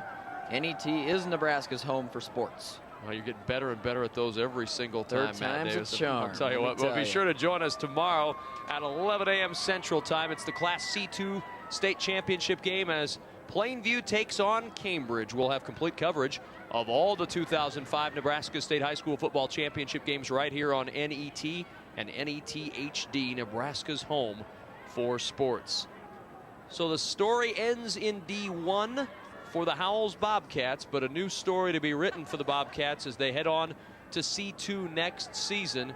And a tradition that has been built at Howells will try to continue in 11-man football next season here in the state of Nebraska. 6 straight championships for the Howells Bobcats. Congratulations to the dynasty that's been built in Howells, and also congratulations to perhaps the dynasty that's starting in Axtell. Who knows? A new one awaits in D1. Perhaps it'll be the Wildcats of Axtell that will be the ones that represent D1 in the state championship picture next season. And Aid, you look at those guys, and you look at a pretty happy group of young men, seniors that have never tasted finals defeat in Lincoln. You bet, Kevin. And probably they don't realize it now, but some of the finest moments of their lifetime right now as they've graced this field 4 years in a row and have come away champions 4 years in a row. And I dare say that They'll all be successful in their lives, we hope, but not as much success we think as what they've achieved here thus far. So we wish them the very best. Very good luck to them as this team goes on to 11-man football next year. And Axtell, hey, keep at it, guys. You did a great job this year.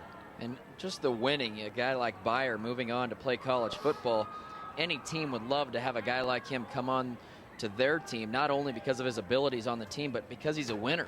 When you're used to winning in high school and you go to the college ranks, you go in there with an attitude that you're used to winning, and that just spreads to everyone else on the team. You work hard, you see that work ethic, and a guy like Byer, wherever he ends up, is going to be a great addition to a college football team. Well, we've got a busy day tomorrow. Class C2 in the morning, then the Class A game tomorrow night at 7 o'clock Central Time as Millard North will take on Lincoln Southwest. And Saturday, 2 more championships for you. A change in the schedule this year, if you've been watching for years, it is an 11 o'clock game again on Saturday. That's different than it's been in years past. 11 a.m. Saturday for the Class C1 championship between Norfolk Catholic and Chase County. And then the B game is on Saturday night, 7 o'clock Central Time. Good one brewing there between Omaha Skutt and McCook, another team that's certainly familiar with state championship games. So we're through 2 championships. We've crowned 2 champions here today. We'll crown 2 more tomorrow at Memorial Stadium. Congratulations.